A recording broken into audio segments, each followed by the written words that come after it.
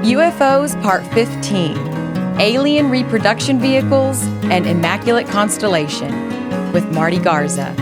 You are listening to Brothers of the Serpent Podcast.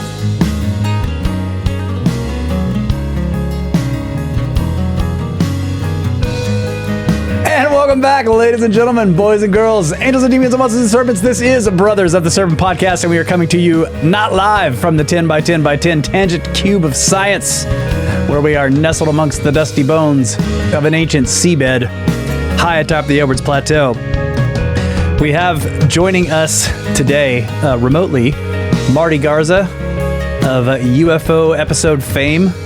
Marty has done 15 episodes with us on UFOs and more on the Patreon. And so he actually made a special request. He was like, dude, we've got to talk about this. You want to give a little intro on this, Marty, and what's going on? And by the way, welcome back. Welcome. Great to be back. First, I guess I should mention, I should have mentioned this before when we were talking.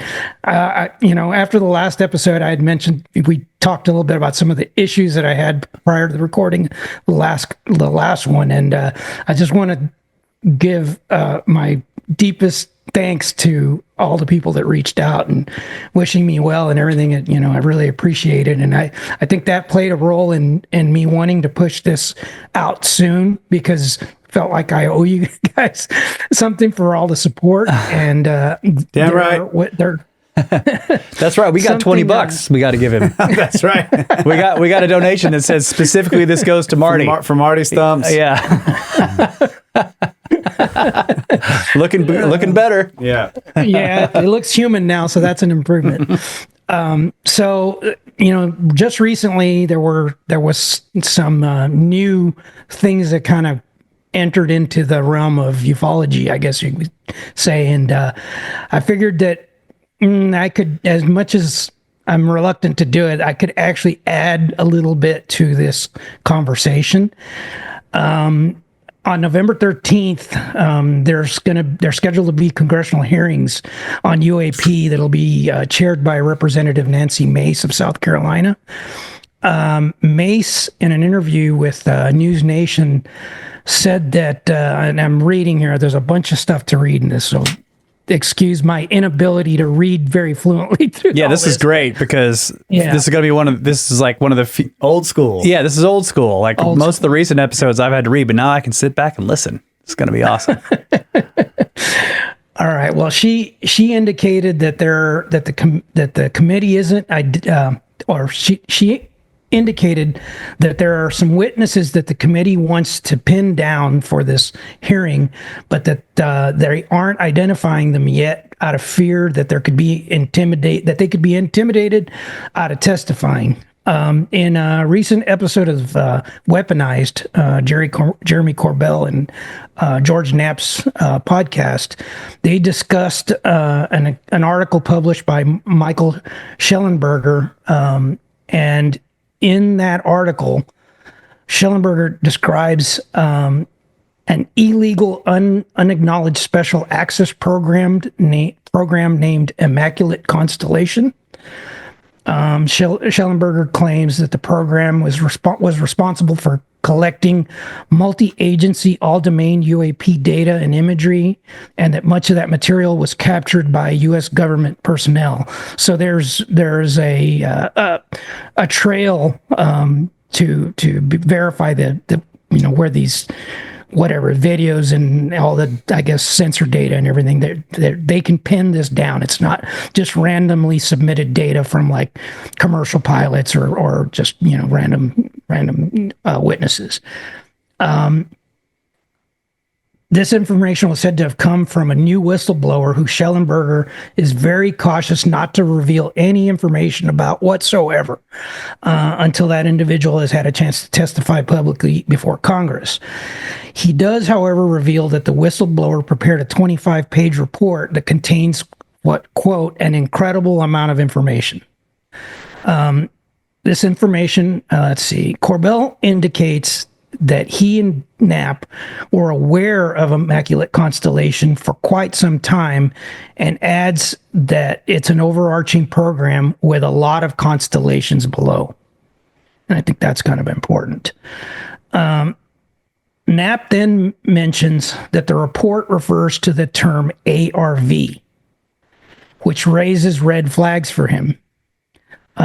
When asked why, Knapp stated, because the source of that term is not entirely trustworthy, and that the story has been raised in questionable corners of ufology over the years, adding, we don't know how much progress has been made. That statement was what spurred me to put this together, because I think I can add to that.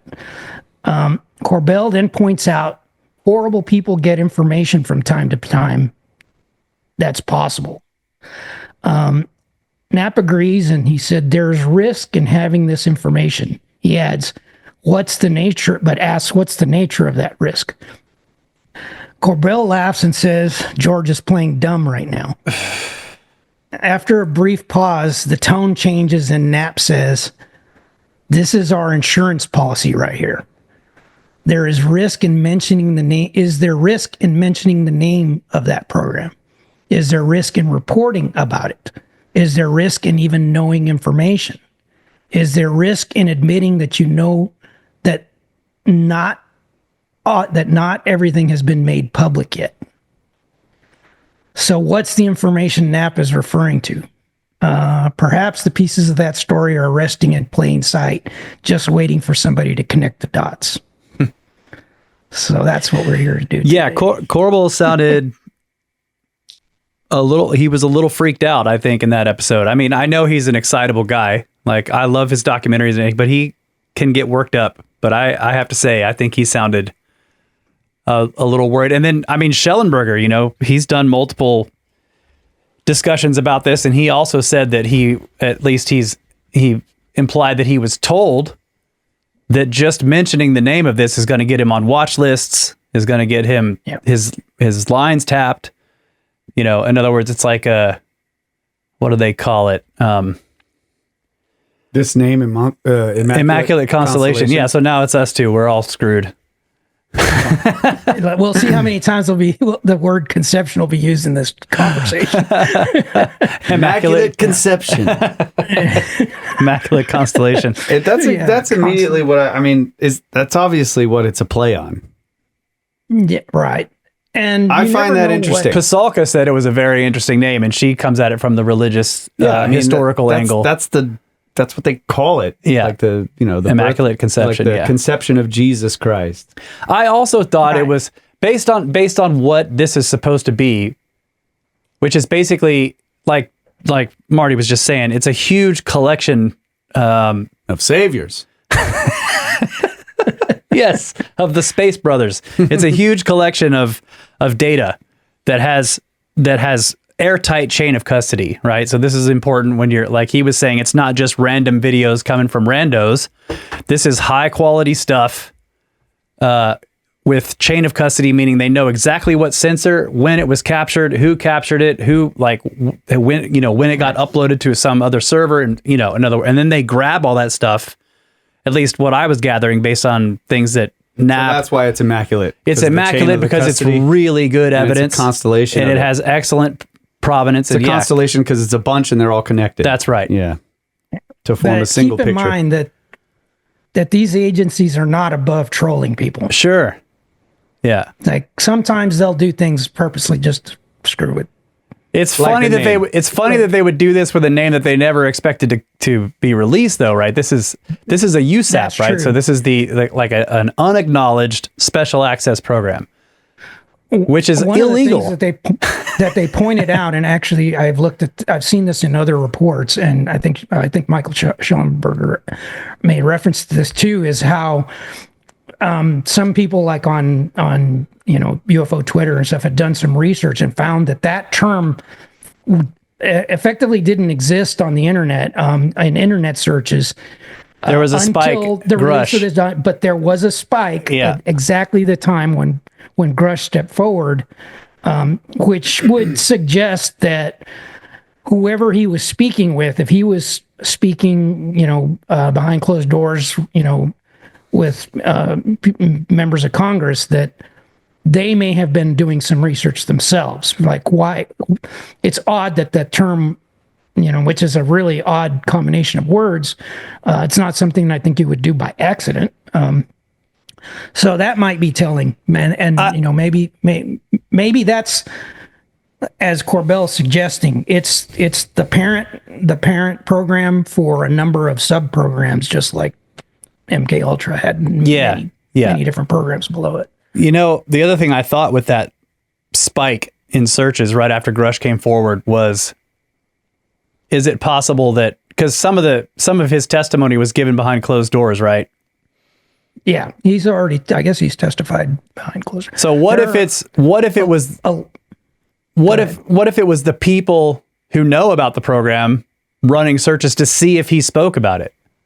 It's possible. And that was what that spike was, because if he didn't talk about it I guess he might have, because Corbell and Knapp said they both were aware of this program before Schellenberger's article and this whistleblower. So I don't know. It's all interesting. It's subtle, but if you go back and watch that, it seems as though that Corbell goes out of his way to emphasize the fact that he is not the one that released the name. Yeah. That it was Michael Schellenberger, and that they had never even, that at that point of the time when they recorded that episode, that he had never even spoken. Yeah. Michael Schellenberger. That's right. So I think he's trying to wash his hands of responsibility should anything occur as a result of that. And that was the whole point. Them calling it an insurance policy. Yeah, that's what I'm saying. They were freaked out. Okay. So, and Schellenberger also said, he's like, look, I don't think these people are actors, but right. they are scared. Yeah, they're right? The whistleblower. Allegedly there have been over 30 whistleblowers that have testified. Yeah, we've only heard from one. We've really only heard from Grush, because I wouldn't consider the others. Really, they weren't really whistleblowers. Grush is the only one in this new round of, disclosure, I guess you could say. He's the only one that has really stepped forward. It would appear that we're possibly getting ready to hear more. But again, these things are a lot more complicated than they often appear on the surface. So I have my typical disclaimer that I always, every episode I have to make a disclaimer. And so, I wrote here that before we begin, I want to remind listeners that I usually steer clear of current UFO related events due to their inherent murky nature. This, I believe, will become particularly apparent as we proceed through this discussion. I also advise listeners to try to reserve judgment until listening to the entire episode, possibly or probably several times, as I believe that the overall picture may only truly be discernible from a macro retrospective interpretation. In other words, you got to take in all the data before, because it may appear one way at one point and different way at another point. It's only when you look at the whole thing and in totality that you start to get maybe a different flavor for what this whole thing might be about. I must emphasize also that all the information in this episode comes from the public domain. So literally, please don't shoot the messenger. they're going to do it anyway, Marty. Right. So shooting the messenger is a long and honored tradition. Yeah. Put on your Snell approved tinfoil helmet and let's go.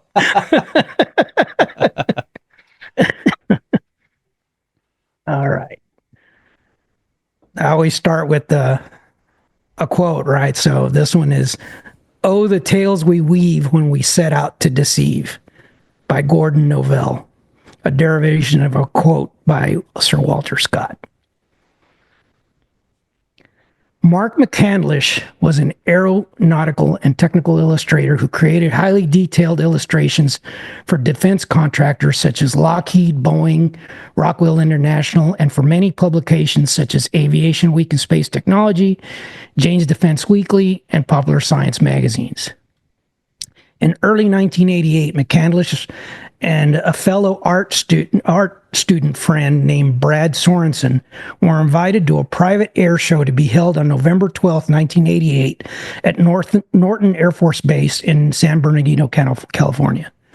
At the last minute, McCandless was unable to attend due to a pending magazine cover deadline, but shortly afterwards, he spoke with Sorensen about his impressions of the event. During their conversation, Sorensen seemed upset, so McCandless asked him what had happened that bothered him to such a degree. Sorensen then disclosed that he believed while at the event he had seen something that he should not have seen.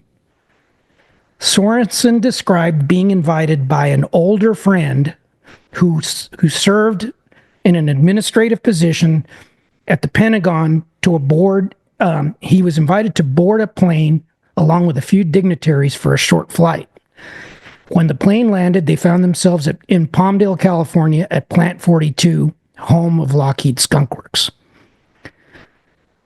They were then ushered into a large hangar, which was guarded by elite Delta Force, where a special exhibition was set up strictly for high-level military and government officials.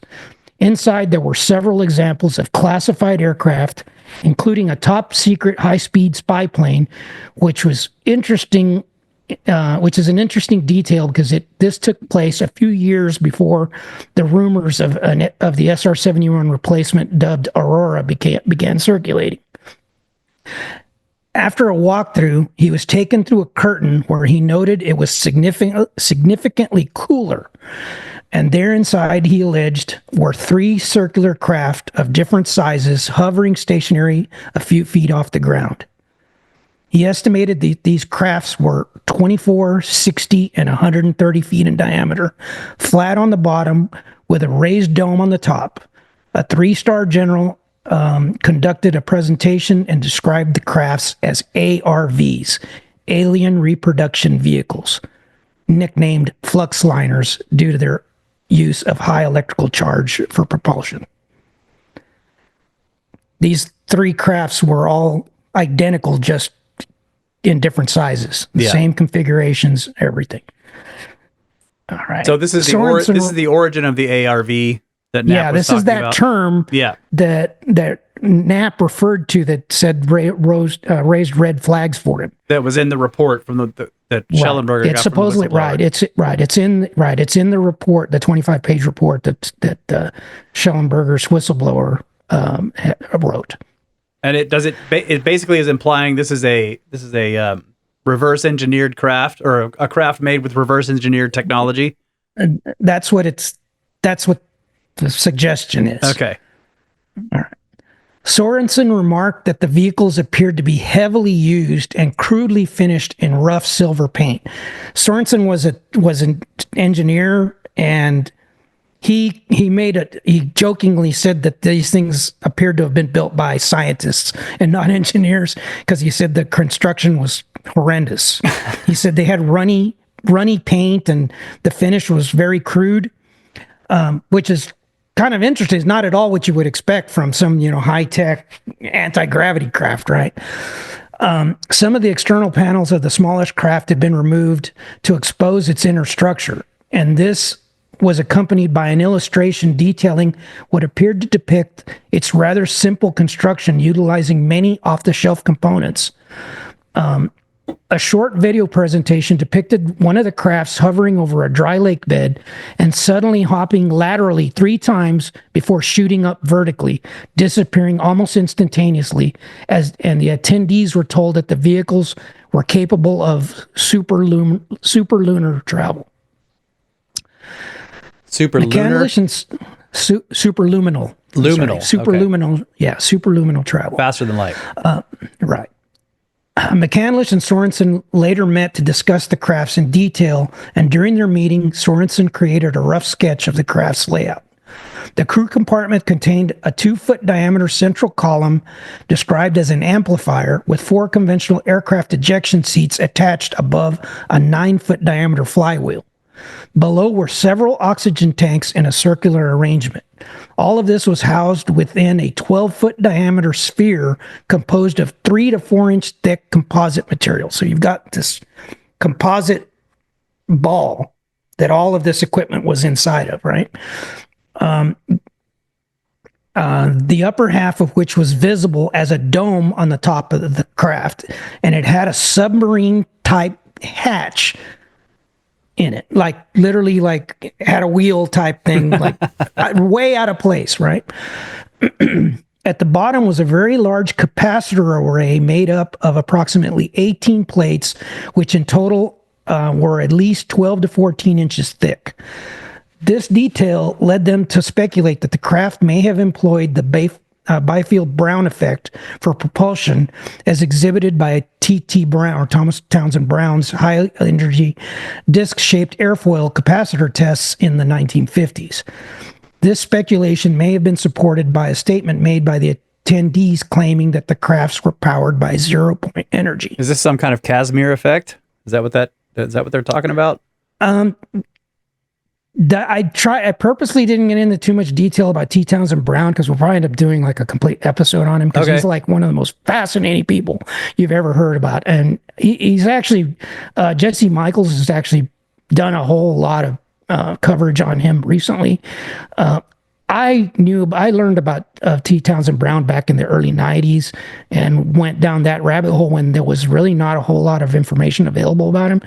But suffice to say, he was a very early pioneer in what we would consider anti-gravity. He was experimenting with this stuff in the 30s, before World War II. He was actually, ironic, he was also involved in the Philadelphia experiment, like the legitimate one. Oh, yeah. Not the people the ships that disappeared or whatever. Regardless of whatever actually happened, he was involved in that. It was his technology that was employed there, whatever it was for. Okay, so McCandlish took the information from the meeting and proceeded to create very detailed drawings of the ARV, which included notes with specific details of the composition of its composition. When it was completed, he showed it to Sorensen, whose reaction was, "You don't know how dangerous that illustration is. My advice to you is to rip it up, destroy it, and never talk about it again." Here, let me do something real quick here, just so people know what we're talking about. Hopefully that works. See that? Yeah. That's one of the earlier illustrations of this technology. So, okay. However, McCandless did not truly know what to make of Sorensen's claim and remained skeptical. The first corroborating information McCandless received regarding the ARVs occurred when one of his clients at Rockwell International introduced him to a gentleman named Kent Stellan, who worked for the Air Intelligence Agency. He claimed to have observed a virtually identical craft hovering in a hangar at Edwards Air Force Base in 1973. Additionally, Air Force Lieutenant Colonel John Williams later testified to the validity of at least one such craft stored at Norton Air Force Base during the time of Sorensen's observation.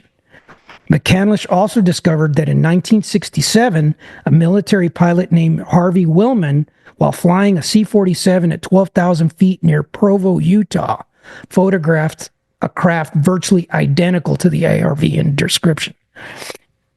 I'll add in here real quick. One of the things, you see how in that illustration, how there's those little domes around the top. I don't know if you can see my cursor. There's these domes up here at the top. He claimed that those domes had cameras in them because this thing didn't have windows, and that the pilots used some type of a virtual, almost like a virtual reality helmet, that all these cameras effectively broadcast into this thing, and to where when the pilots would turn their head, they would be viewing through two cameras that would give them depth perception through these cameras. But the technology at that time, the cameras were like not, they were bulky. And he said that one of the things they noticed was that the picture from 1967, the domes were bigger than the ones that Sorensen claimed to have seen. So they speculated that because cameras in 1967 were much larger than cameras in the 80s, that they may have changed the domes. They might have gone to smaller cameras. Yeah. Just to explain the difference between what was in the photo versus the diagram. I'm going to stop this share here. Okay. All right. So we should build one of those things, man. That looks cool. Let's build one. Giant capacitor with a sphere in the middle. Yeah, it's super we could do that. Crude, super crude thing. So it'll probably end up being something like that, anti-gravity machine. Oh yeah, Yeah. you just lay some glass and some copper down in this certain arrangement, and I don't know. No one knows why, but he's got a lot of detail about the construction of the capacitors and how they were modular and they could be swapped out. I mean, there's a lot of detail. This is long, so we kind of need to move along, so I don't want to get into too much detail. But while conducting his investigation, one of McCandlish's close associates with whom he confided the ARV story to was William Scott, senior engineering editor for Aviation Week and Space Technology magazine. Scott was a flight test engineer graduate of the U.S. Air Force Test Pilot School, a commercial pilot whose curiosity was piqued by the story and decided to investigate Sorensen's claim on behalf of the publication. In an internal memo dated August 15th, 1990, to a colleague at Aviation Week, Scott wrote, "The most disturbing bit of data obtained on my trip, the flying saucer sketch we have that came from the elusive Brad, is very consistent with descriptions, sketches, and one photo provided by locals around Groom. One guy drew a rough sketch that matched the Brad drawing and said that he had seen them many, many times over the last few years. In the mid-1980s, he said that he saw them almost on a daily basis, including 4 in formation one night. He was a driver for UPS, working the graveyard shifts in those days. I estimate that he was in his 50s. He was a pilot with over 6,000 hours and seemed mighty level-headed." A picture shot at 5:45 a.m. on February 28th, 1990, shows a guy from L.A. And shows car headlights in the lower left corner and that lighted the vehicle, and in the upper right, a blow up of the vehicle is a dead ringer of the Brad drawn saucer right down to the sloped bottom and protruding ports on the bubble top. Interesting that thing took off, headed northeast. I was told by Rachel locals about 2.5 hours before those 60+ windows were blown out in Caliente, about 60 miles away. Nobody saw the craft that day, but Air Force personnel arrived the same day and started paying window claims. Bill Scott concluded the memo by saying, "This is pretty interesting." Wait, the Air Force showed up and says- started paying for people's busted windows? Yeah. Bill Scott concluded the memo by stating, "I think we are closing in on one of the biggest aerospace stories of the decade if we compress it further. There is still it is still a work in progress following the go-ahead you gave me when you were out here. George Hoover is preparing a proposal for conducting a few experiments that could confirm the feasibility of anti-gravity aircraft, especially with the advent of today's room temperature superconducting materials," he says. He is compiling names for a small but brilliant team to work on the project and is preparing a cost estimate. According to Aviation Week, Commander George Hoover was a U.S. space program pioneer and the inventor behind numerous avionic devices. He was a combat-proven pilot with more than 5,000 hours flying in over 100 aircraft types.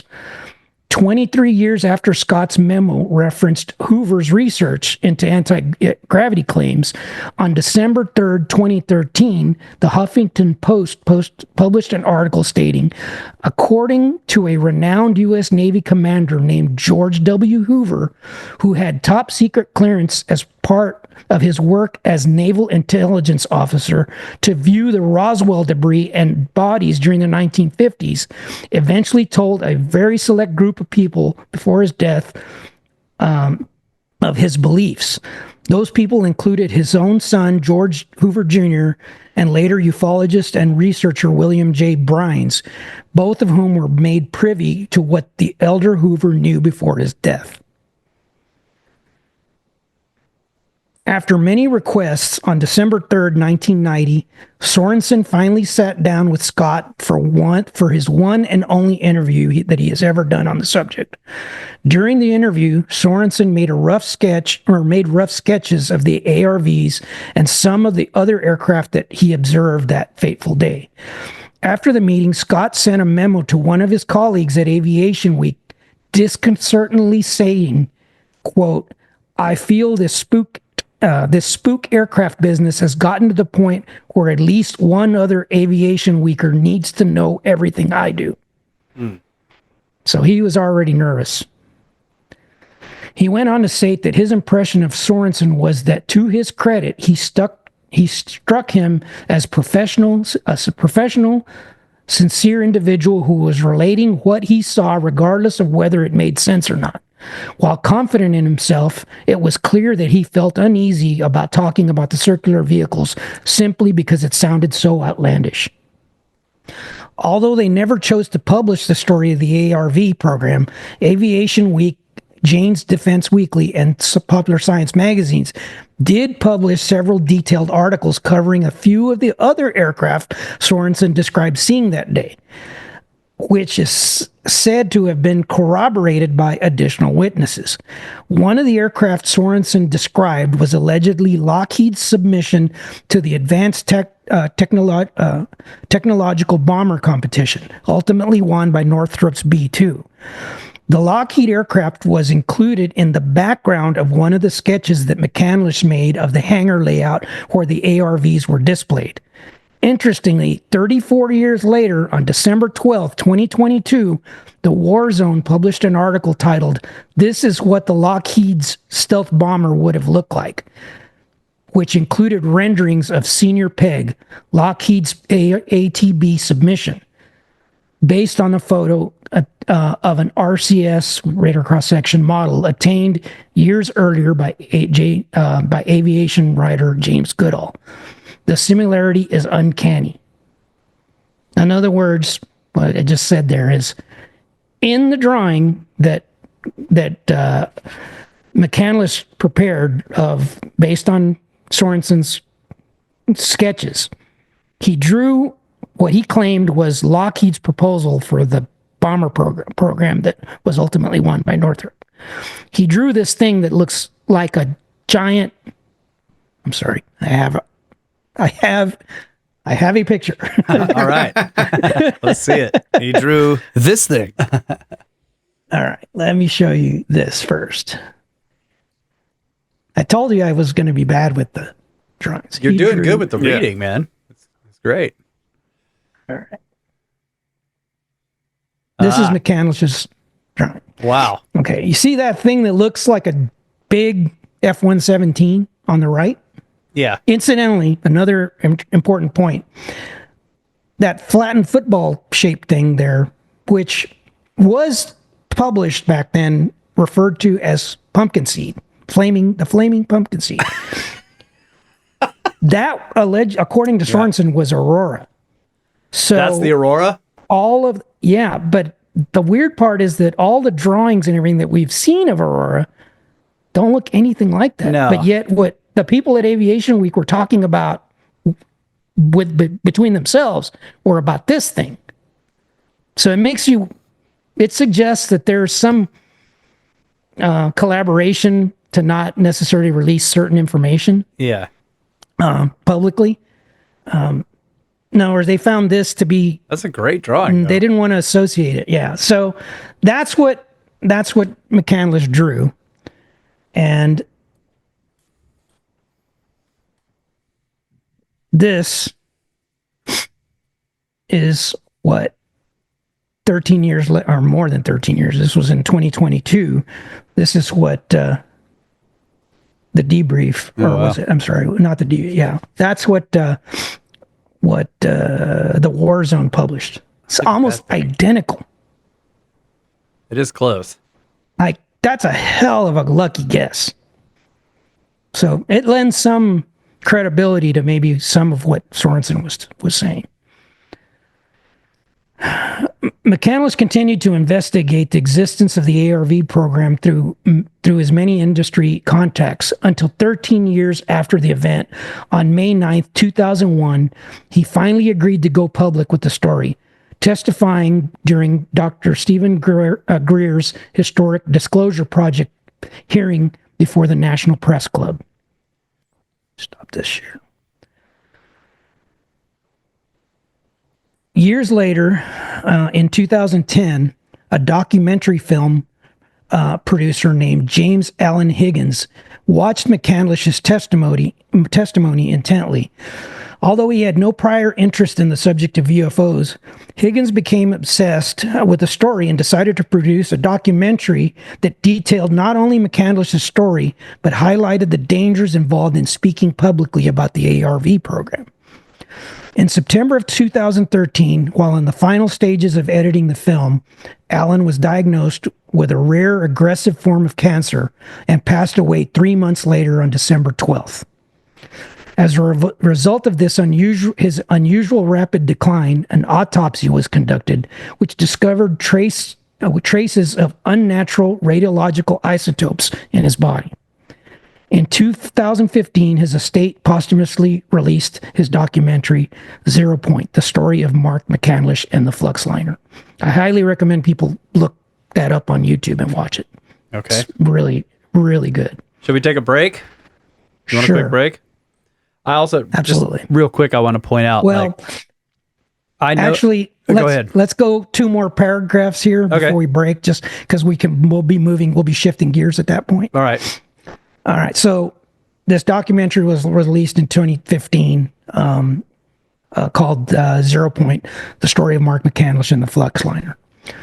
In the wake of this, McCandless continued investigating the ARV program, which led him to the conclusion that, quote, back-engineered from recovered or captured off-world vehicles enabled aerospace and defense-related corporations to create a special access-only secret space program and develop a breakaway civilization with its own goals and agendas. Man, that's a bunch of conspiracy terms I've heard for a long time. Exactly. Yeah, he had some secret space program, there. breakaway civilization, special access. Right. Yeah. According to his friend Robert Morningstar, McCandless provided Senator Marco Rubio with this information and was scheduled to testify before Congress in June 2021. In the afternoon of April 13th, 2021, McCandless spoke with his friend Paul Richard Price and then his girlfriend over the phone and told her that he would be on his way to help her at her animal shelter. When he failed to show up or call, she drove over to his home to check on him. Upon entering his home, she found McCandless dead on the floor from an apparent gunshot wound to the head. The county coroner's office report ruled the cause of death a suicide, a conclusion vehemently rejected by those who knew him. Yep. So we can see his reluctance, or that the other people involved, particularly Bill Scott at Aviation Week, you could see why they were reluctant to even discuss this. That's Mark McCandless.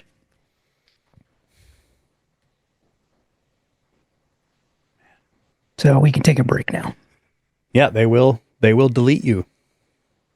And it is interesting that Corbel and Knapp are like, we need insurance policies. They're freaked out. And Schellenberger is, he didn't seem nervous, but he did say, like, I've been warned about this, about releasing this information. I just want to point out real quick before we go to break. We were kind of joking a little bit about at the beginning with the name Immaculate Constellation and how close it is to Immaculate Conception. And then I'm hearing this term alien reproduction vehicle. And I'm like, if this is a troll, it's a long troll. Like, this is a 60-year long troll. Because, of course, I hear reproduction and I'm like, wait, Immaculate Conception, alien reproduction. What is going on here? Yeah. All right, let's take a break. It should be alien vehicle reproduction. Yeah. not the other way. Not I know. It's alien weird the reproduction way- vehicle. Yeah, I know. I'm like, what reproducing what? Yeah. Yeah. Okay, let's take a break. Of course, it's all a psyop, folks. Yeah. That's right. Including this podcast. So we'll be right back.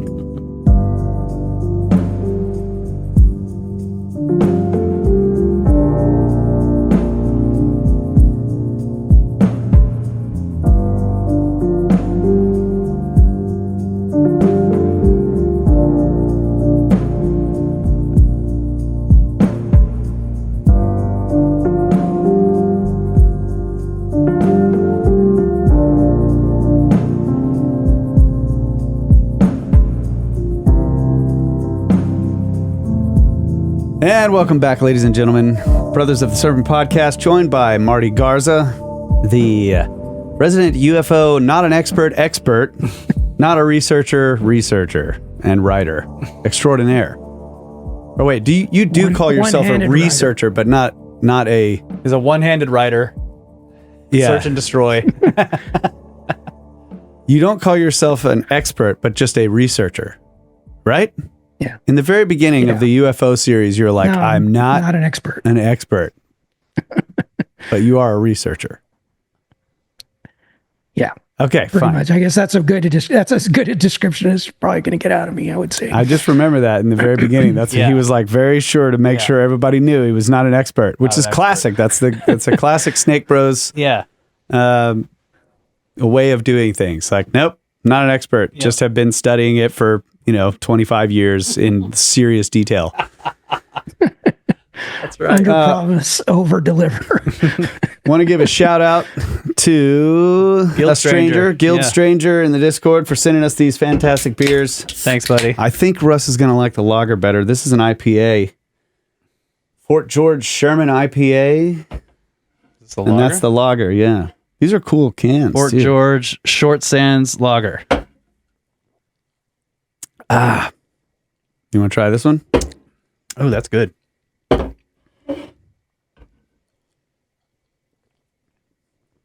Yep, I like that one better. Fine. I'm getting to know these. This is actually, Stick with my water.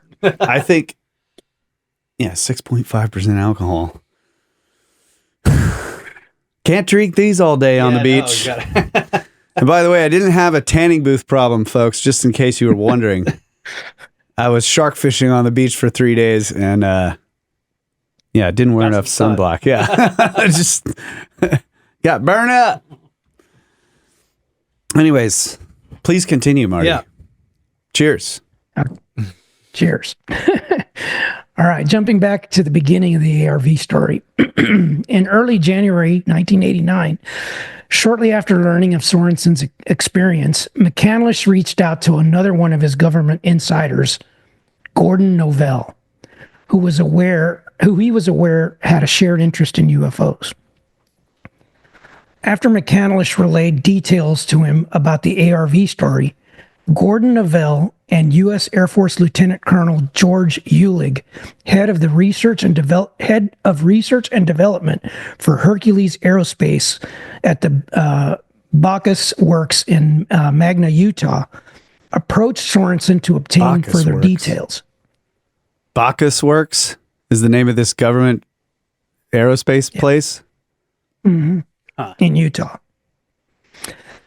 Novell remained skeptical, stating, George Eulich knows just how far these well-planned disinformation stories can get, from following a carefully schemed treasure map to the many entrances of the gray ET's reputed underground bases in the bowels of the Achuleta Mesa in Dulce, New Mexico. But that's another story, one that I'd rather forget, about some real fun hike that included me mumbling Ave, Ave, Ave to a statue of the Blessed Virgin Mary.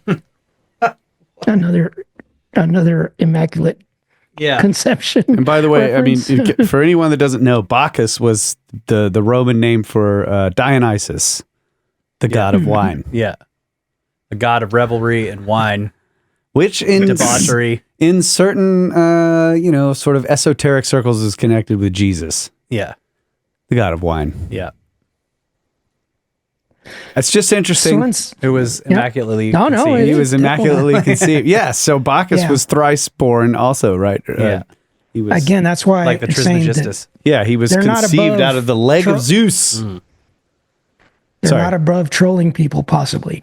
Or there's a reason for it. That was One or the something I actually meant to start with, dude, is that I can't help when I listen to all of this stuff, feeling like this is for real, not a joke like I was making at the end of the last segment, but this is a big psyop. Like you could fit it into that from like an intelligence agency standpoint where they tell certain people and they're like, this is like super secret. Nobody even in the high echelons of the government even know about this because they know those people are going to leak. They tell people, they pick people specifically for the leaking. Telling certain people crazy things tells them where the leaks are. Yeah. Yeah, and each person gets a different crazy. And so when the crazy comes out, they're like, they're definitely a leaker. Yeah. And then they can just keep feeding them information. Like it's... Yeah, I think Knapp was a little worried about that. I think that's kind of why he brought up the ARV thing. He was basically saying this is... Yeah, there's a lot more to that story. We're just scratching the surface. So Scratching the surface, yeah. And Rogan brought it up when he was talking to Schellenberger, too. He was like, I think that sometimes, like if you were...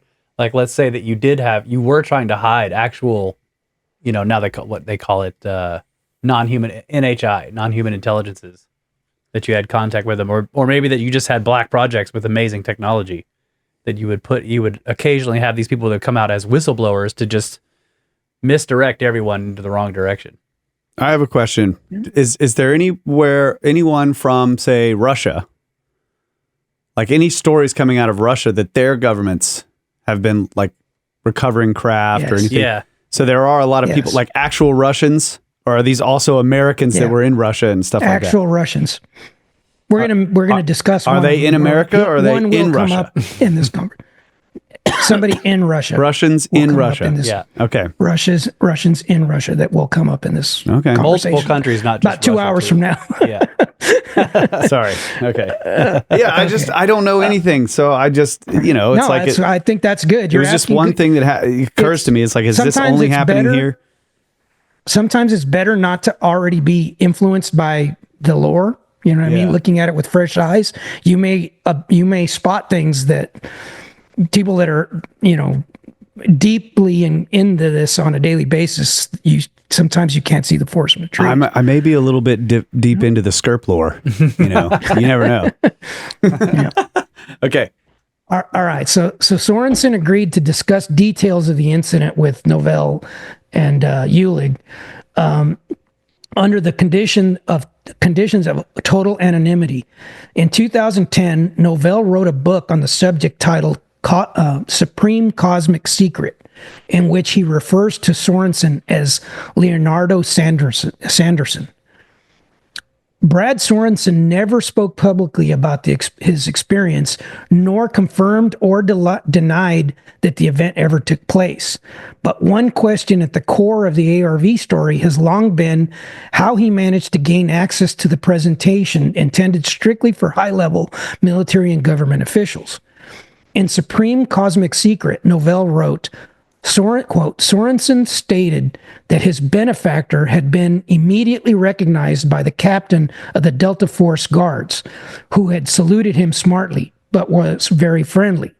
His benefactor had described Sorensen to the captain as a close assistant of his staff and said that Sorensen would be okay, as this was only going to be a one-time thing, and that Sorensen was there to help get much-needed appropriations to build some of the hardware inside the hangar. Novell stated that Sorensen's benefactor had previously served under the Carter administration.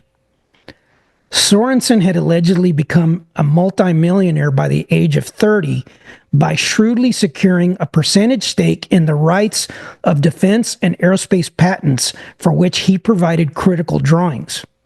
For this reason, it has been speculated that Sorensen was a close associate of Frank Carlucci, who served as the deputy director of the CIA under the Carter administration, and at the time of the demonstration was serving as the Secretary of Defense under Ronald Reagan. Carlucci was also served as Reagan's national security advisor, who notably advocated for an arms buildup to put an end to the Cold War.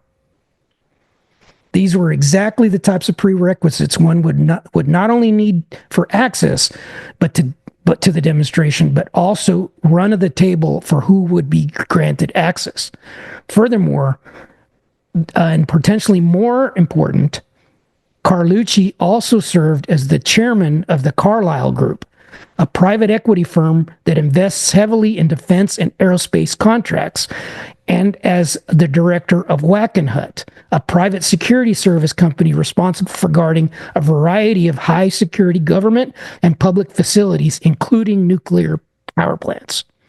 Mechanists believe that Carlucci was almost certainly present, and as a result of Sorensen's qualifications and relevance to future appropriations efforts, may have invited Sorensen to accompany him into the demonstration. So, then, who exactly was Gordon Novell? Share this.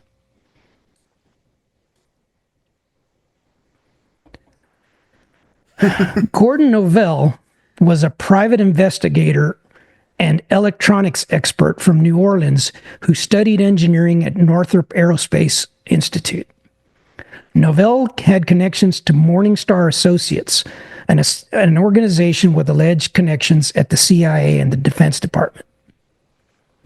In 1961, Novell and David Ferry stole weapons from a munitions bunker in Houma, Louisiana, which were then stored in the offices of Guy Bannister and Ferry's home, both of whom were involved in a prominent anti-Castro group.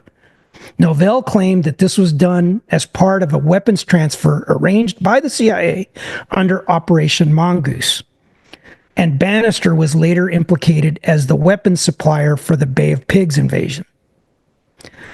Coincidentally, another individual in a CIA-sponsored anti-Castro group named Brigade 2506, which carried out the Bay of Pigs invasion, was Luis Elizondo III, father of Luis Daniel Elizondo, the head of ATIP, Advanced Aerospace Threat Identification Program.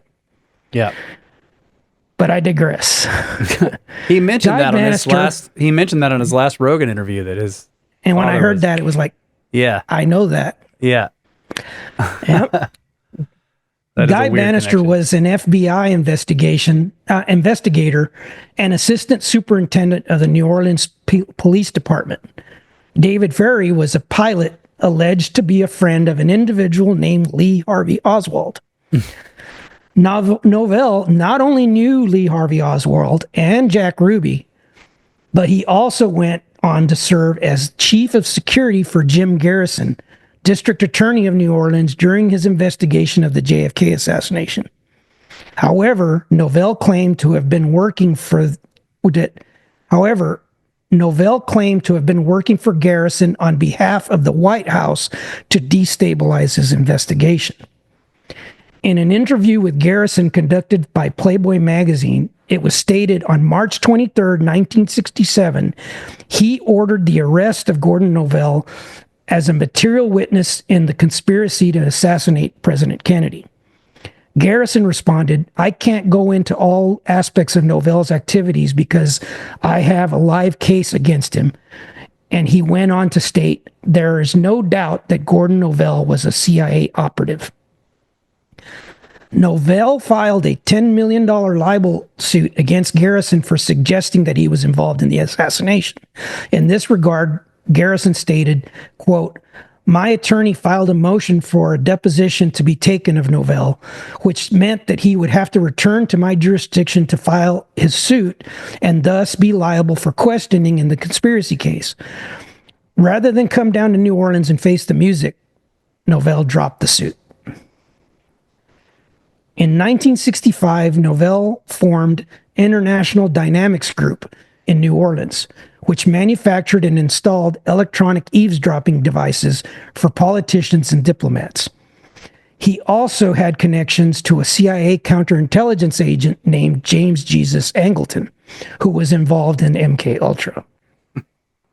Allegedly, due to interagency conflicts related to the JFK assassination or investigation, in 1970, Novell was charged with illegally transporting eavesdropping devices across state lines, which he claimed ultimately played a role in the Watergate scandal. Novell would later serve as the chief investigator for U.S. Attorney General Ramsey Clark while he was serving as counsel for the surviving members of the Branch Davidians following the Waco siege. This guy had his hands in everything. He could have a new Forrest Gump movie made after this guy. Exactly. Yeah. Revolving door. That reminds me of, too. All these people are... Novell was later involved... Novell was later interviewed about his potential involvement in the John F. Kennedy assassination. In response, he stated that, on the contrary, he was, quote, in favor of JFK's revelations that were apparently about to happen having to do with extraterrestrial technologies, and he thinks that they kept JFK in the dark on a lot of stuff. The they that Novell was referring to was the infamous Majestic 12, whom he claimed to have had numerous run-ins with. Interestingly, Novell was also a close friend of John Lear and had claimed to have met Bob Lazar. Of course. In an interview while discussing his relationship with Lear, Novell was asked if he had ever been taken to Area 51 by Lear. He replied, quote, "No, I refused. That night that he and Bob Lazar got stopped out there by the Wackenhut guys and all that, whether or not it all happened, if it happened, it seemed to me that to be kind of a setup. George Eulig and I were friends, the director of research and development at Hercules, and we didn't want to go out there. We didn't want to go with John. We thought there was something smelly about it, so we didn't go." It's noteworthy that Sorensen's claim of witnessing the ARVs in November of 1988 was virtually exactly the same time that Lazar claimed to have first observed disc-shaped craft at a facility he referred to as S4 near Area 51, while he was allegedly employed there from late 1988 through early 1989. That's a hell of a coincidence. I'm going to touch on something that we've discussed now in a Patreon, but most viewers probably haven't heard this, so I'll kind of run through it as fast as I can, just for those that have listened to this part. And I did add a little bit to this, so I found more information on it. According to the official history of Area 51, in April of 1955, the CIA greenlit Lockheed's Aquatone proposal for the development of the U-2 spy plane. Lockheed's director for the program, Richard Bissell, and his head designer, Kelly Johnson, searched for a suitable location for its development. While flying over the Nevada desert near Nellis Air Force Base, they saw Groom Dry Lake Bed and immediately determined that it would be the perfect location for what is officially listed as Homey Air Force Base, XTA, but was referred to by base personnel as Paradise Ranch, which came to be known to the public as Area 51. So Area 51 has a name. It's called Homey Airport.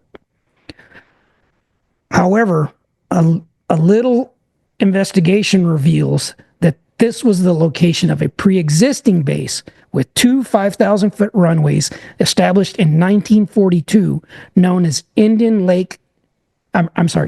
Springs Auxiliary Field Number 1, sometimes erroneously referred to as Nellis Auxiliary Field Number 1, and not to be confused with Indian Springs Air Force Base, later renamed Creech Air Force Base.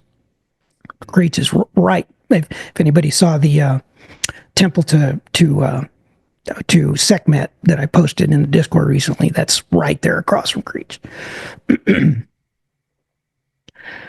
In the book UFO Crash at Aztec, published in January of 1987, U.S. Air Force Colonel Wendell Stevens wrote that after a lecture on the subject of UFO crash retrievals he conducted in California in 1979, he was approached by an elderly gentleman who claimed to have been a medical corpsman at the Navy Auxiliary Field on a 3,000 square mile Atomic Energy Commission reservation in Nevada. He recalled that in early 1951, all base personnel were suddenly transferred to other locations except for the medical staff, who were subsequently restricted to the hospital grounds. A Navy CB team construction battalion moved in and began dismantling all the existing hangars and began construction of underground facilities. Upon completion of the underground facilities, the pre-existing structures were reassembled and the base was returned to its original appearance by the end of 1951. At that point, a, quote, Project Red Light team consisting of 800 to 1,000 men moved in, including several scientists, some of whom were involved in the Manhattan Project. The facility was secured by 3 separate defense perimeters, which were electronically monitored and guarded by Blue Berets 24 hours a day. Am I still sharing? I just stopped it. I just realized you had been sharing that guy's picture the whole time. I didn't realize it either. We got a real good look at that guy. The facility was secured by 3 separate defense perimeters, which were electronically monitored and guarded by Blue Berets 24 hours a day. Interestingly, the Blue Berets were reportedly organized out of Randolph Air Force Base in San Antonio, where, as regular listeners will remember, Nazi scientists recruited under Operation Paperclip were stationed at the time.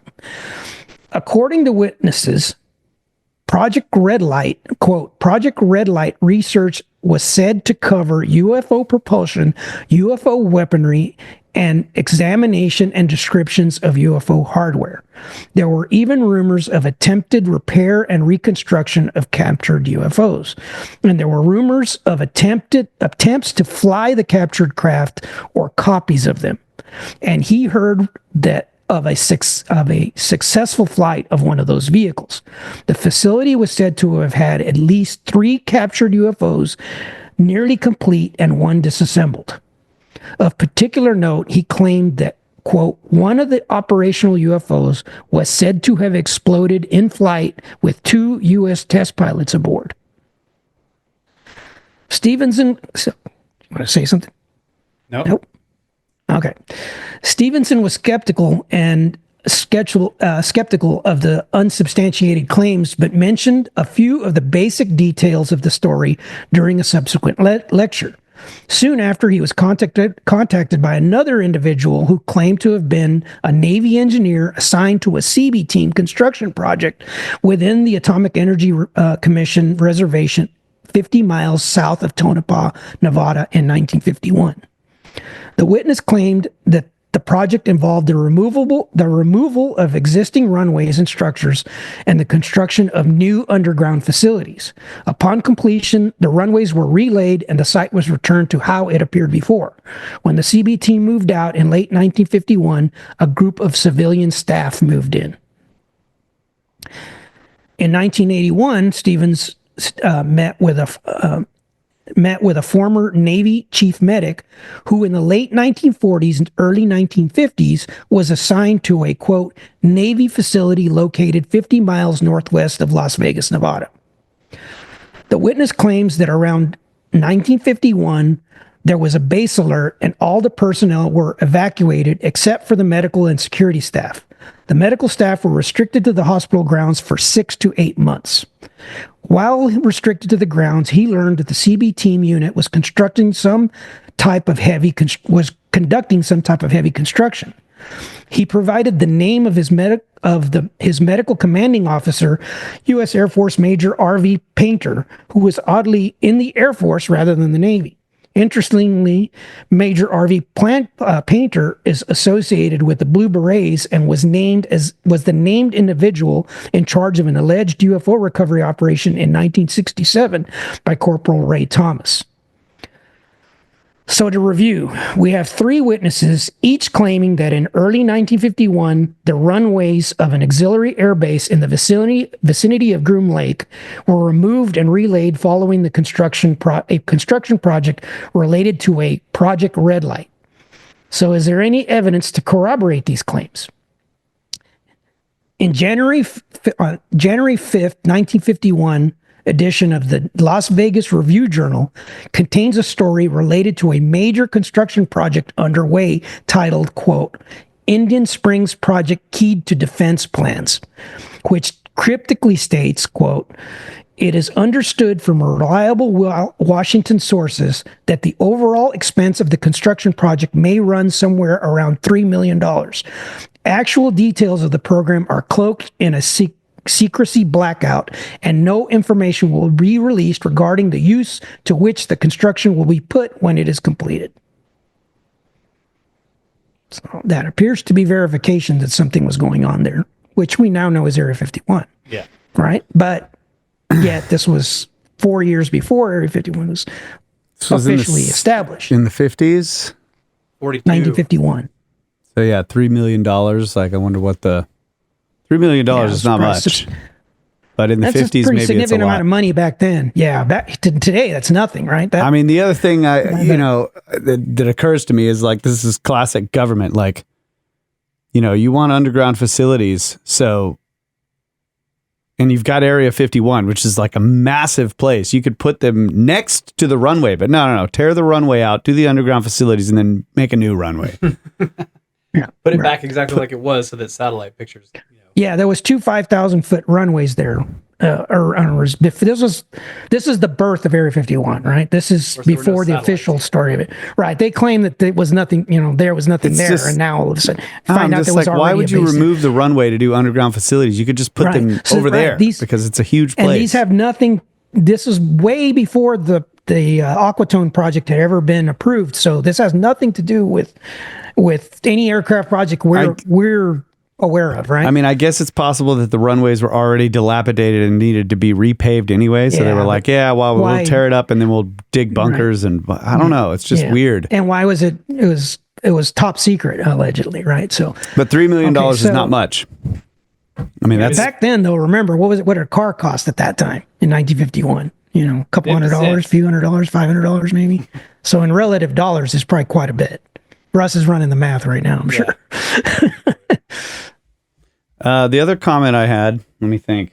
This was before you went into the Area 51 subject. It was about the situation where the guys were the 2 guys who chose not to go see Area 51 because they thought it was like fishy. Yeah, they were like, something's weird. We're not going. And then who was the other guy that was on Rogan? John Lear. It was John. It was John Lear and Bob Lazar. Bob Lazar wanting to take. Yeah, so he took them out there. He took Bob Lazar out there.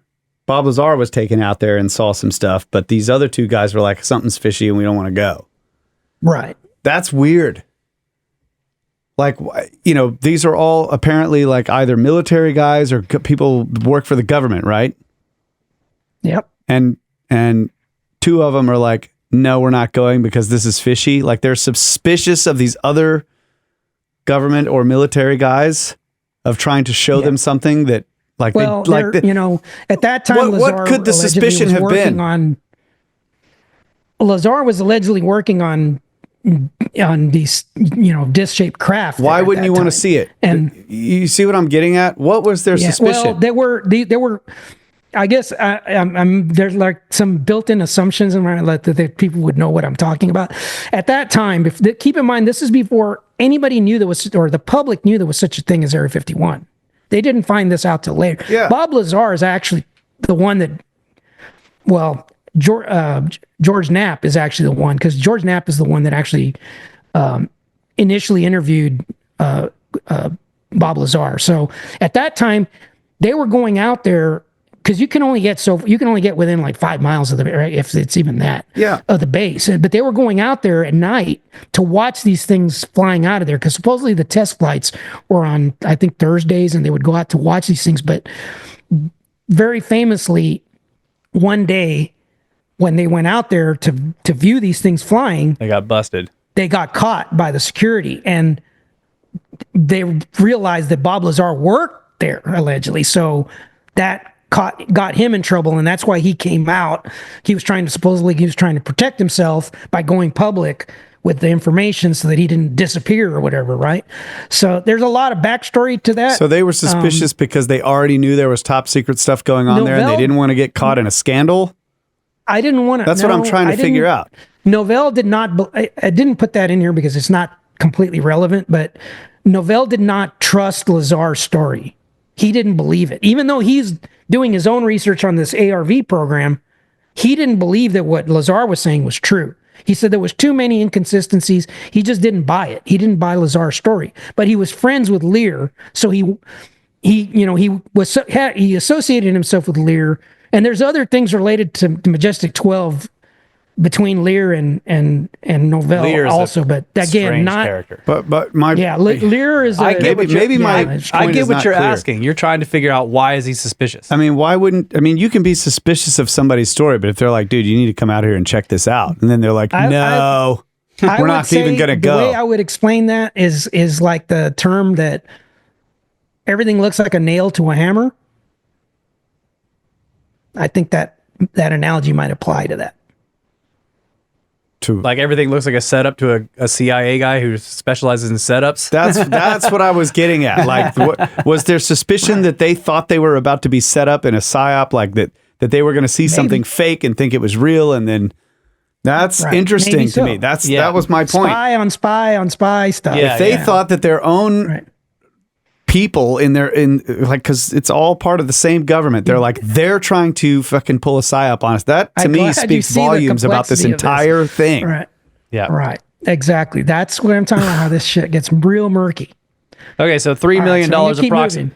$3 million in 1950 is approximately worth $40 million today. Still not a lot.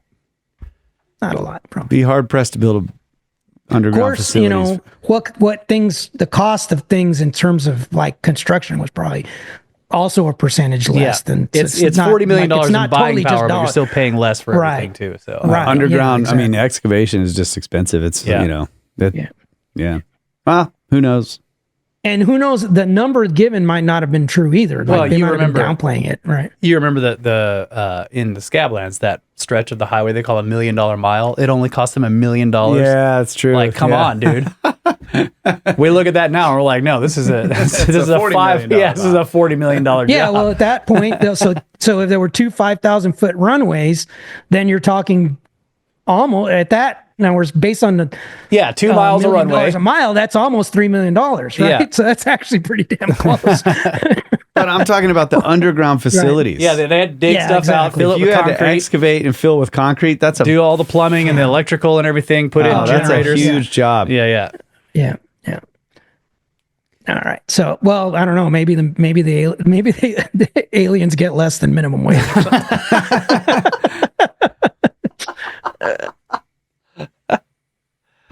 All right. So that's pretty typical, right? Yeah. I think that still holds true today. Hey, They man. pay them under the table, bro. You know this. Hey, watch it. You're Hey, I skirting can get the away with rules a little saying that. bit. You can't, but I can. All right. Let me keep moving because we still got a long way to go. We take a break. So- We're already at a break here. All right. Go ahead. Let's take a break. Okay, we'll take a break. We'll be right back. We'll get back on your stuff there, buddy.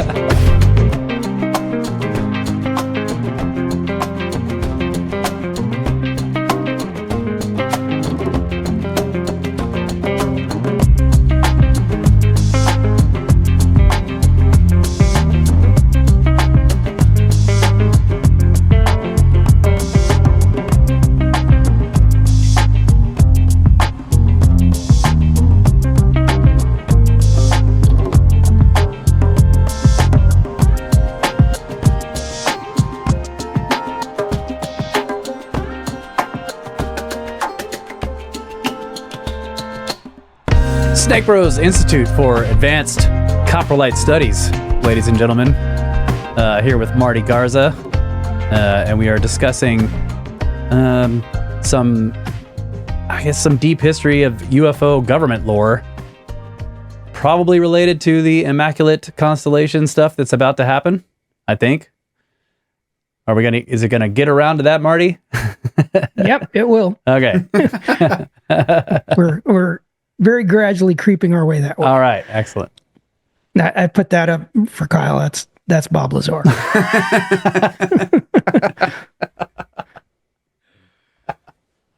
Cool shades.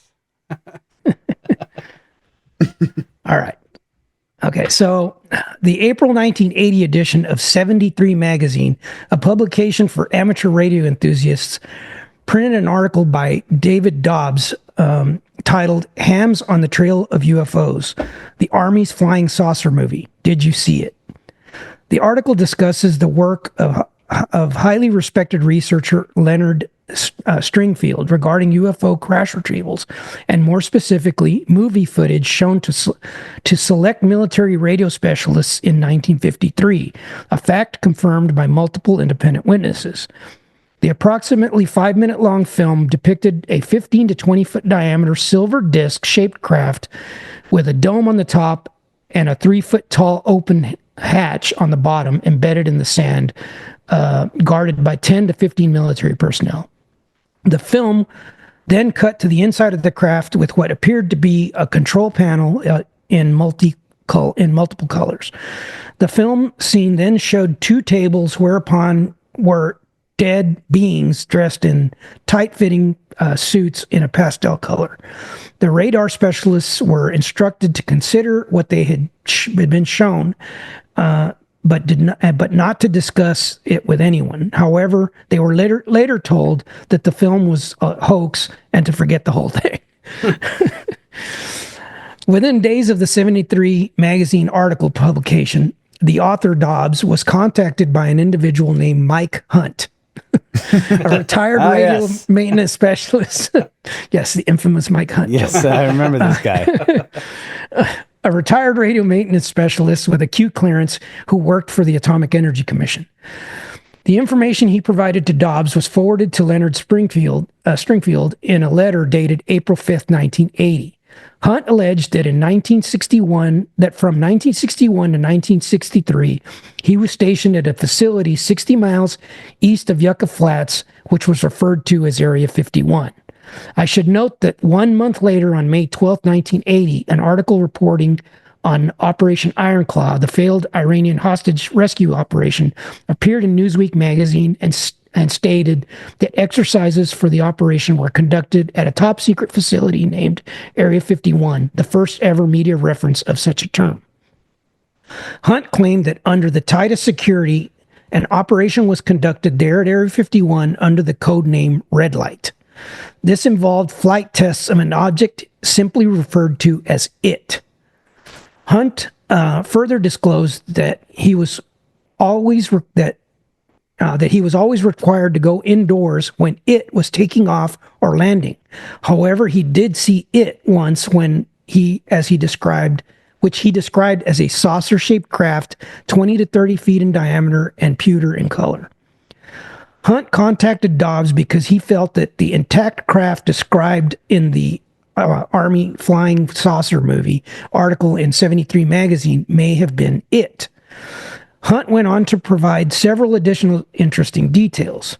Counterintuitively, he suggested that most of the flight tests of it were conducted during daylight hours, and that although he was always ushered indoors when in operation, he never heard any engine sounds during the tests.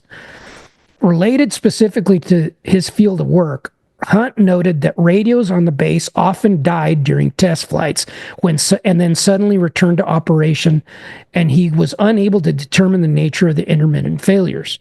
In this regard, he noted that his friend Richard Shackelford, a radar operator at nearby Tonopah Test Range, told him that they frequently tracked UFOs traveling at incredible speeds over the site, but they were told to ignore them.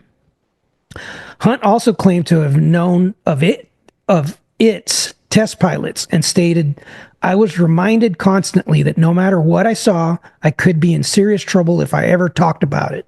I can't stress too much how tight the security was. It was almost paranoid. In fact, security was so strict that no one remained on the project for more than 6 months. According to Leonard Stringfield's notes, Hunt alleged that he also heard rumors that American aerospace defense contractors on the West Coast had a difficult time duplicating or reverse engineering many of the components found on the UFO. Then suddenly, all red light operations stopped in 1962 following a crash. Hunt distinctly recalled media reports of an unusual incident that corresponded with a cessation of operations. He recalled that the original witnesses had reported a mid-air explosion and the loss of 2 test pilots. So if Area 51 was officially established in 1955 for Aquatone, what was being done under Project Red Light as early as 1951? Interestingly, Freedom of Information Act documents reveal that a Project Red Light program was listed as a sub-project of Oxcart, the A-12 program run by, you guessed it, Lockheed. The A-12 was the predecessor to the SR-71. They look almost identical, only they're made out of titanium instead of carbon. The A-12 was the CIA version, right? Isn't that? Right. Yeah. It flew faster and a little bit higher. Yeah. Although the A-12's first flight took place on April 26, 1962, Hunt claimed that red light test flights ceased in 1962. So what was it that crashed in 1962 that resulted in the deaths of 2 pilots and that may have curtailed red light activities? In 1964, author Frank Edwards published a book titled Strange World, which on page 10 contained the following statement in bold text. All of these things happened on the night of April 18th, 1962, and were confirmed by official spokespersons of the Strategic Air Command and U.S. Air Force, but the story was suppressed on or by the U.S. National News Services. According to spokesman Lieutenant Colonel Herbert Rolfe of the North American Air Defense Command Center, on the evening of April 18, 1962, an alert was received of a high-altitude glowing red object over Oneida, New York, traveling at a high rate of speed in a westerly direction. As reports came in from numerous witnesses across the country, Air Defense Command eventually issued alerts to numerous air bases, including Nellis Air Force Base in Los Angeles and Luke Air Force Base in Phoenix, to scramble jets to intercept. Then at approximately 7:30 local time, witnesses in Las Vegas reported a blinding explosion that lit the entire area like the midday sun.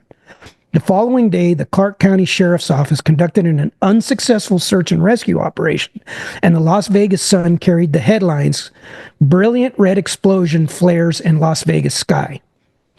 As reporters began interviewing witnesses, this led to a broader investigation. As a result, on May 8th, the Air Force sent J. Allen Hynek and Colonel Robert Friend from Project Blue Book to conduct their investigation, which entailed interviewing witnesses over the course of 1 day. Not much of an investigation. They quickly concluded that the witnesses had observed a bolide. And that's the end of the story. To their credit, the regional media were not satisfied with the official explanation and continued digging. The Las Vegas Sun contacted Nellis Air Force Base to inquire about the meteor explanation and received an unexpected response. The airbase spokesman stated, quote, "There is only one thing wrong with that explanation. A meteor can't be tracked on radar," and this one was. As reporters, wait, go ahead. Are you, is the implication here that all of these are or versions of that Townsend device? Thomas Townsend Brown, possibly. Yeah. That would be the technology behind it. Now, that's sort of the gray area here. Like, some of this is suggesting that it's alien reproduction technology. Yeah. But there's also hints that this might be terrestrial U.S. government technology. Right. Townsend Brown technology. Yeah. So the ARV would be, could it be just misnamed? it's like misleading. Well, or maybe it incorporates also both. Keep in mind, and this is something we've covered in the past, because we have brought the name Thomas Townsend Brown up before. Thomas Townsend Brown was one of the founding members of NICAP. So I just looked as this well up. as a bunch of other CIA. So he was already in it, like, yeah. What? Well, radar can measure small meteoroids as they burn up in Earth's atmosphere, says AI Overview on Google. Now they can. I wonder if they can. Yeah, Now so they it says can. They could be high in power, large aperture radars can accurately measure a meteor's velocity and position. This can determine if a meteoroid came from outside our solar system.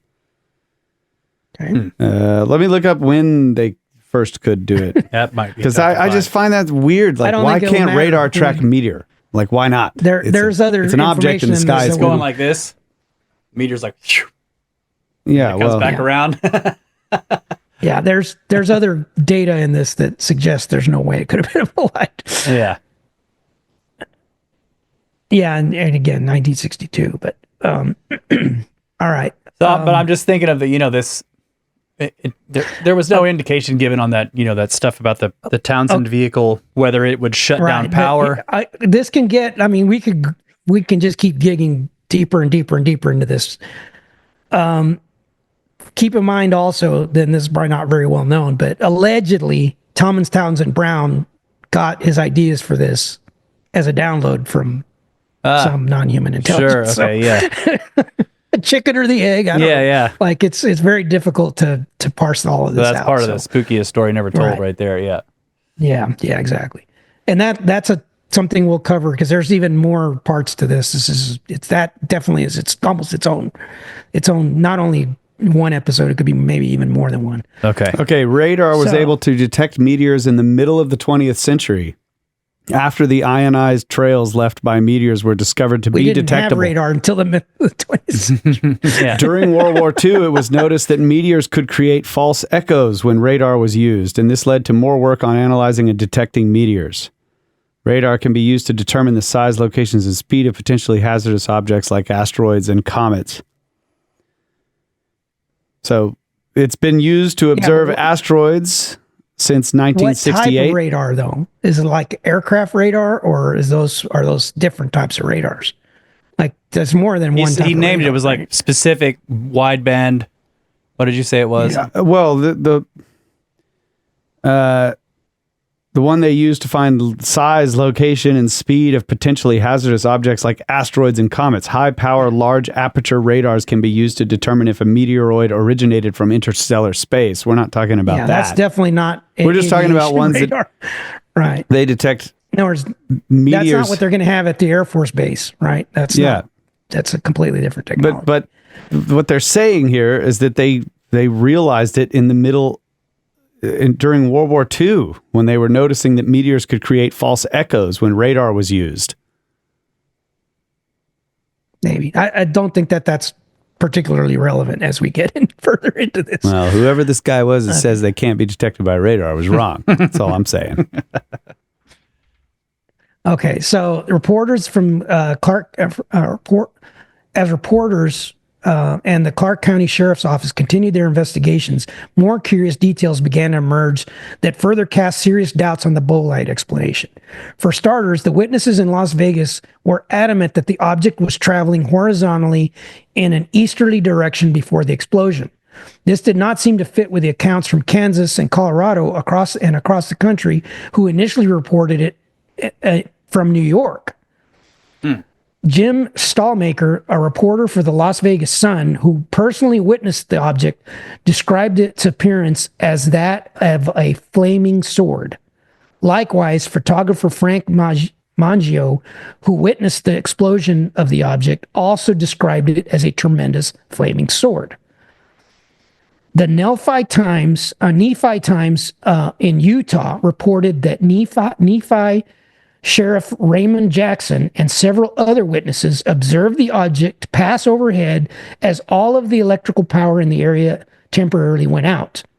They reported that the object traveled northwest towards Eureka, 30 miles away, and further appeared to have landed somewhere in that direction. South of Eureka, Bob Robertson and Floyd Evans exited their pickup, the pickup that they were traveling in, to observe the object as it passed directly overhead at an altitude described at no more than 500 feet, as it began to slow as if observing them. As it passed overhead, they became frightened and dove under their pickup while the engine began sputtering and the headlights dimmed, but returned to normal operation once the object passed. The encounter lasted approximately 2 minutes, sufficiently long for Robinson to observe what appeared to be a series of square windows running along the side of the object. Note the similarity with Mike Hunt's claims of the radio failing during tests of it. These accounts were further corroborated by the United Press, which reported that the object not only passed near Eureka, Utah, but briefly landed in the nearby area before jet interceptors closed in. At that point, the object took off, heading in a westerly direction. Also reported there was a regional power failure of over 30 minutes. These facts were further confirmed by the Air Force spokesman at Stead Air Force Base in Reno, Nevada. It must be emphasized that Eureka is only 47 miles from Dugway Proving Grounds, now commonly referred to as the new Area 51. The red glowing object was tracked on radar as it continued in a westerly direction until reaching Reno, Nevada. There, it made a sweeping turn towards the southeast and continued until 7:30 p.m. when it disappeared from radar at 10,000 feet, 70 miles northwest of Las Vegas, coincidentally directly in the vicinity of Area 51. Although Blue Book's public explanation was that of a bolide, the file on the case officially categorized it as unexplained, but it was later changed to insufficient information for scientific analysis. However, the file is full of contradictions with the bolide explanation, such as details concerning radar tracks, the changes of speed and direction. Yeah, that makes sense. Yeah. Yeah. It also contained details of an interview with Captain Herman Gordon Shields, who was flying a C-119 approximately 2 miles west of Lavon, Utah, while at 8,500 feet, observing the illuminated object, quote, "to my left, between the wing and the lower part of the fuselage of my aircraft against the hills." He described the object as clearly defined, with a long, slender appearance comparable to a cigarette in size.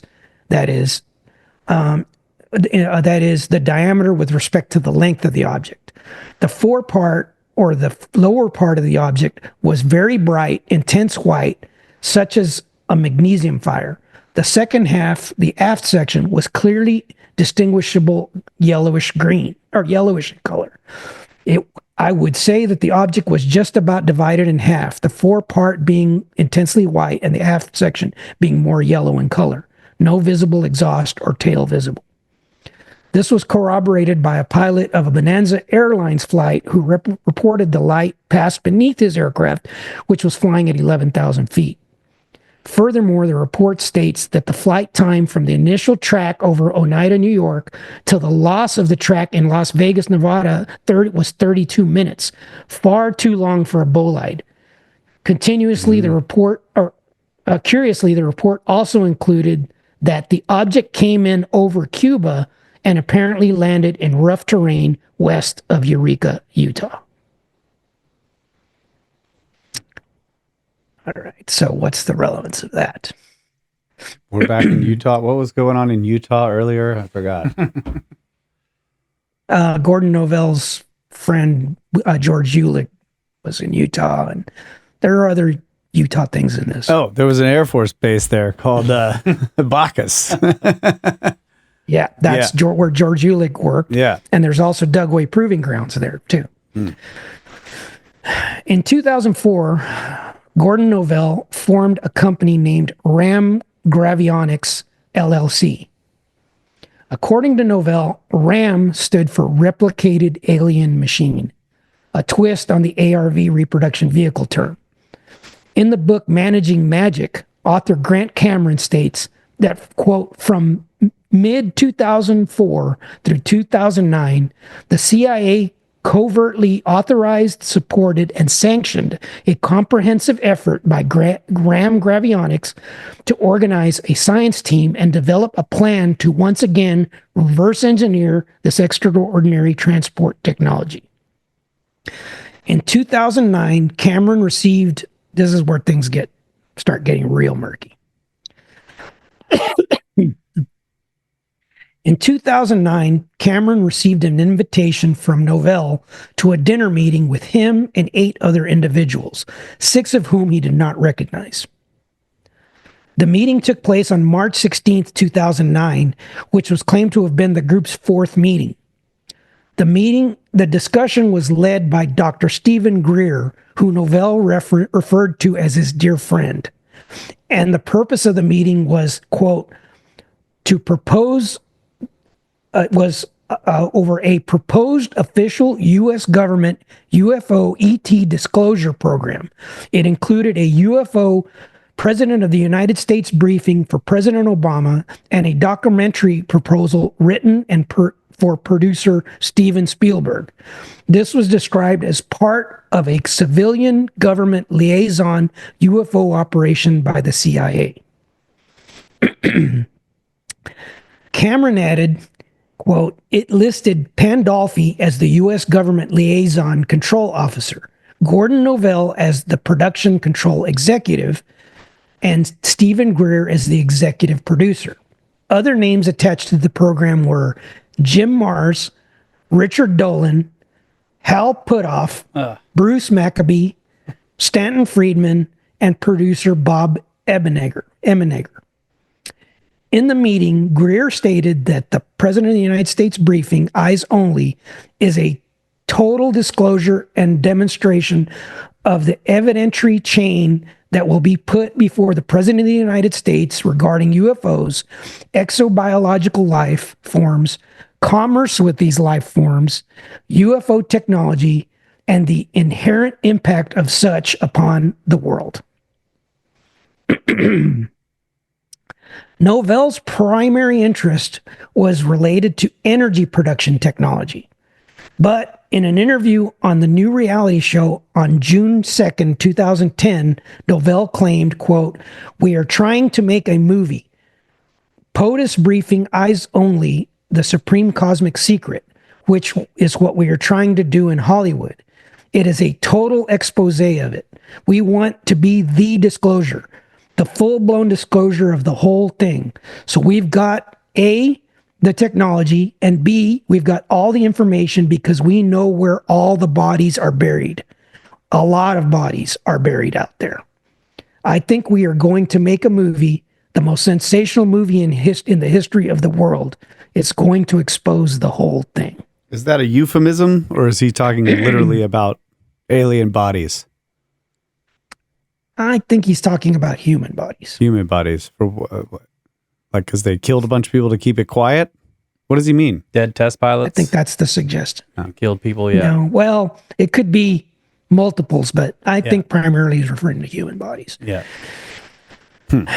When the interviewer asked him why he should be taken seriously, Novell pointed to the seal on the cover and stated, how many people, this is a quote, how many people do you know can go around Hollywood handing out scripts with this on it? Prepared for the Central Intelligence Agency and Steven Spielberg. POTUS briefing, eyes only, classification Umbra Red, supreme cosmic secret.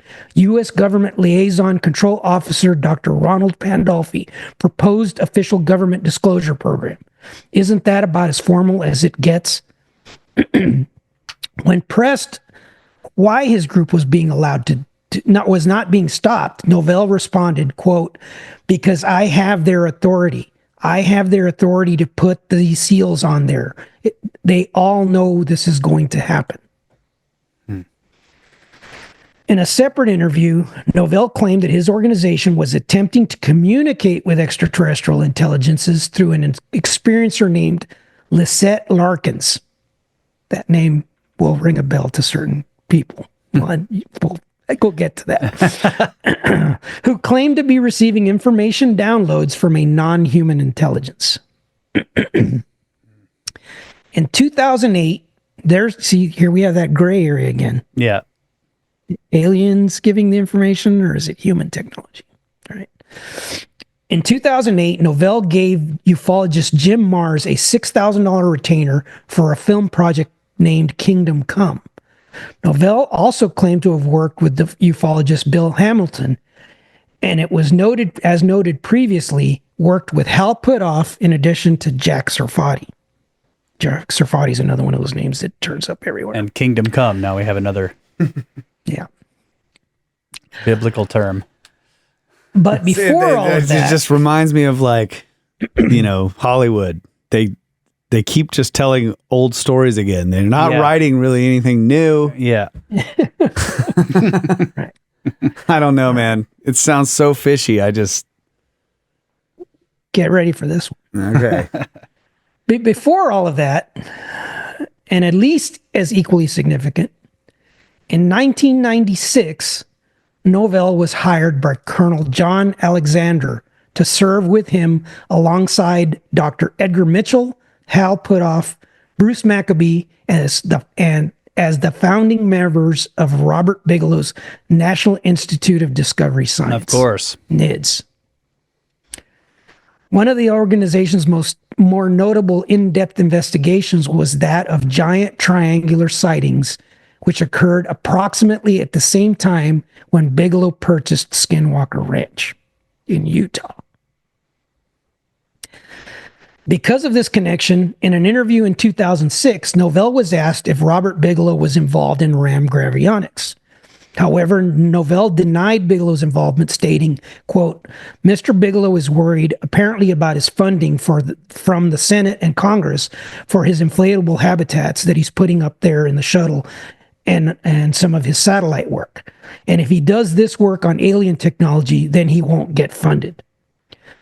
That statement ultimately turned out to be inaccurate, as Bigelow was later awarded funding from Bigelow Aerospace Advanced Space Studies, BASS, in 2010. It was recently disclosed that by the principals involved, James Lukatsky and Colm Kelleher, that a significant portion of the funds was to be used to upgrade security measures at Bigelow's facility for, as I understand it, the government-facilitated receipt of alleged recovered non-human technological material from a private aerospace contractor. Novell claimed that the Navy Space Command was running a secret space program named Solar Warden, which operated 8 600-foot-long arrowhead-shaped spacecraft in addition to 43 smaller scout craft. The existence of the alleged top-secret Solar Warden program was widely reported even by mainstream news outlets beginning in 2002 as a result of a Scottish computer hacker named Gary McKinnon, who was accused by the U.S. government of conducting the biggest, quote, the biggest military computer hack of all time. McKinnon was arrested in the UK and faced extradition charges related to the hacking of 97 U.S. government servers between February 1st and between February 2001 and March 2002, and was potentially facing up to a 70-year sentence and a $900,000 in damages for the crimes. During his escapades, McKinnon claimed to have discovered 4 folders in the computer systems within Facility 8 of NASA's Johnson Space Center titled or labeled filtered, unfiltered, processed, and raw. These folders contained thousands of photographs depicting UFOs and files related to the Solar Warden program, which contained the names of 2 of the craft involved, the USSS LeMay and USSS Hillenkotter, and listed the names of, quote, non-terrestrial officers and, quote, fleet-to-fleet transfers. Told you to put on those tinfoil hats. McKinnon described one of the UFOs he observed in the photos, stating, quote, It was cigar-shaped and had geodesic domes below, and left on the left and right sides and both ends. And although it was a low-resolution picture, it was very close up. This thing was hanging in space. The Earth's hemisphere was visible below it, and no rivets, no seams, and none of the stuff associated with normal man-made manufacturing. He claimed that the Solar Warden program was administered by the U.S. Naval Network and Space Operations Command, NNSOC, formerly the Navy Space Command, in conjunction with U.S. aerospace contractors under an unacknowledged special access program in coordination with several foreign nations.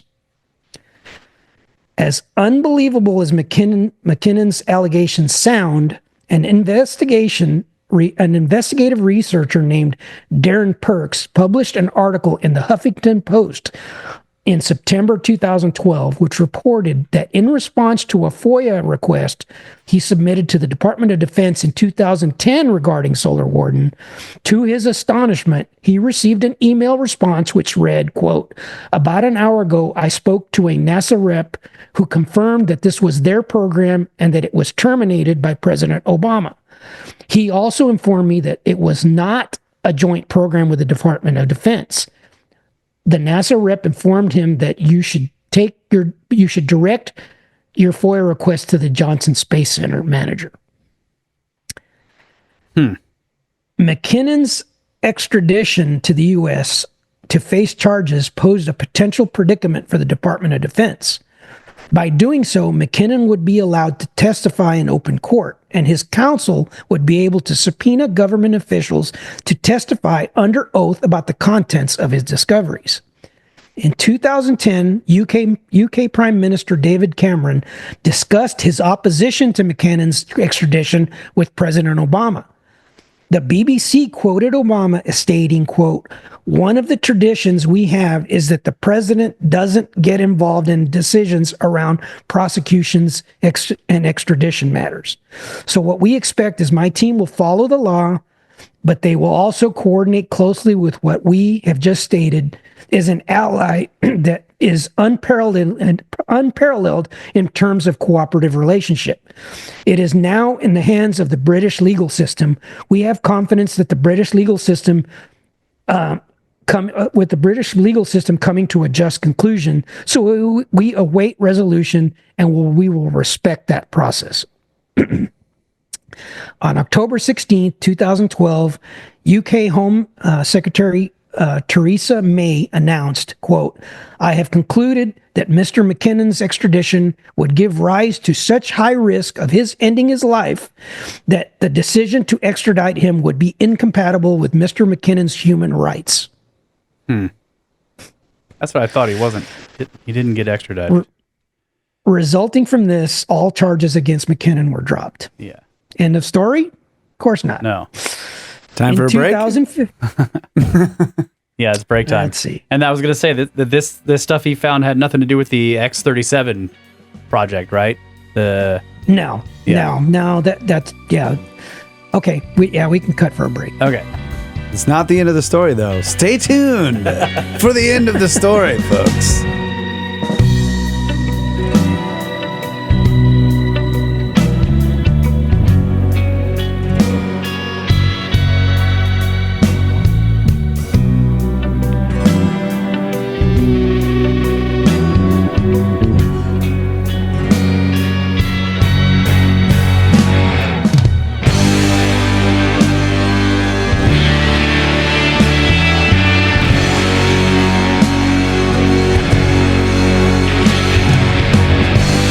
We're back, ladies and gentlemen. Fourth segment.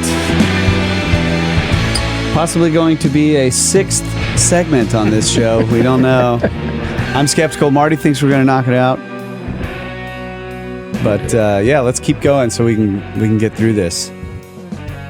Okay, in 2015, an individual named Corey Good came forward with claims of having worked on Solar Warden, a secret space program which he described as a breakaway civilization run by a cabal within the government through some form of alliance with with a benevolent, non-human intelligence. Corey Good.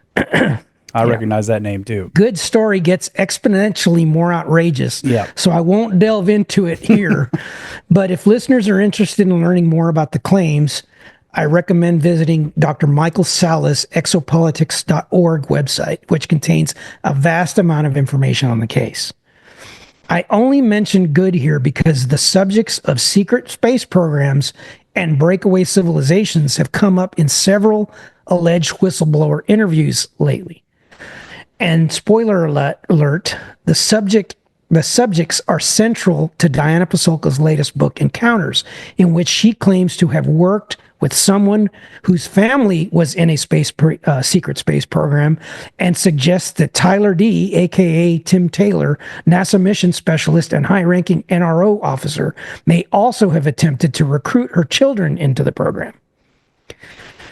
And as if that wasn't crazy enough, we have the recently highly publicized statements by Canada's former defense minister, Paul Hillier, and Hiram Eshad, the head of Israel's space security program, both of whom will allege that, quote, there's an agreement between the U.S. government and the aliens, which they refer to as the Galactic Federation. Yes. So all of this craziness begs the question. So all of this craziness begs the question: if a program like Solar Warden truly existed, where could such a thing be hidden from the public? Any guesses? In space. Going back to the beginning now.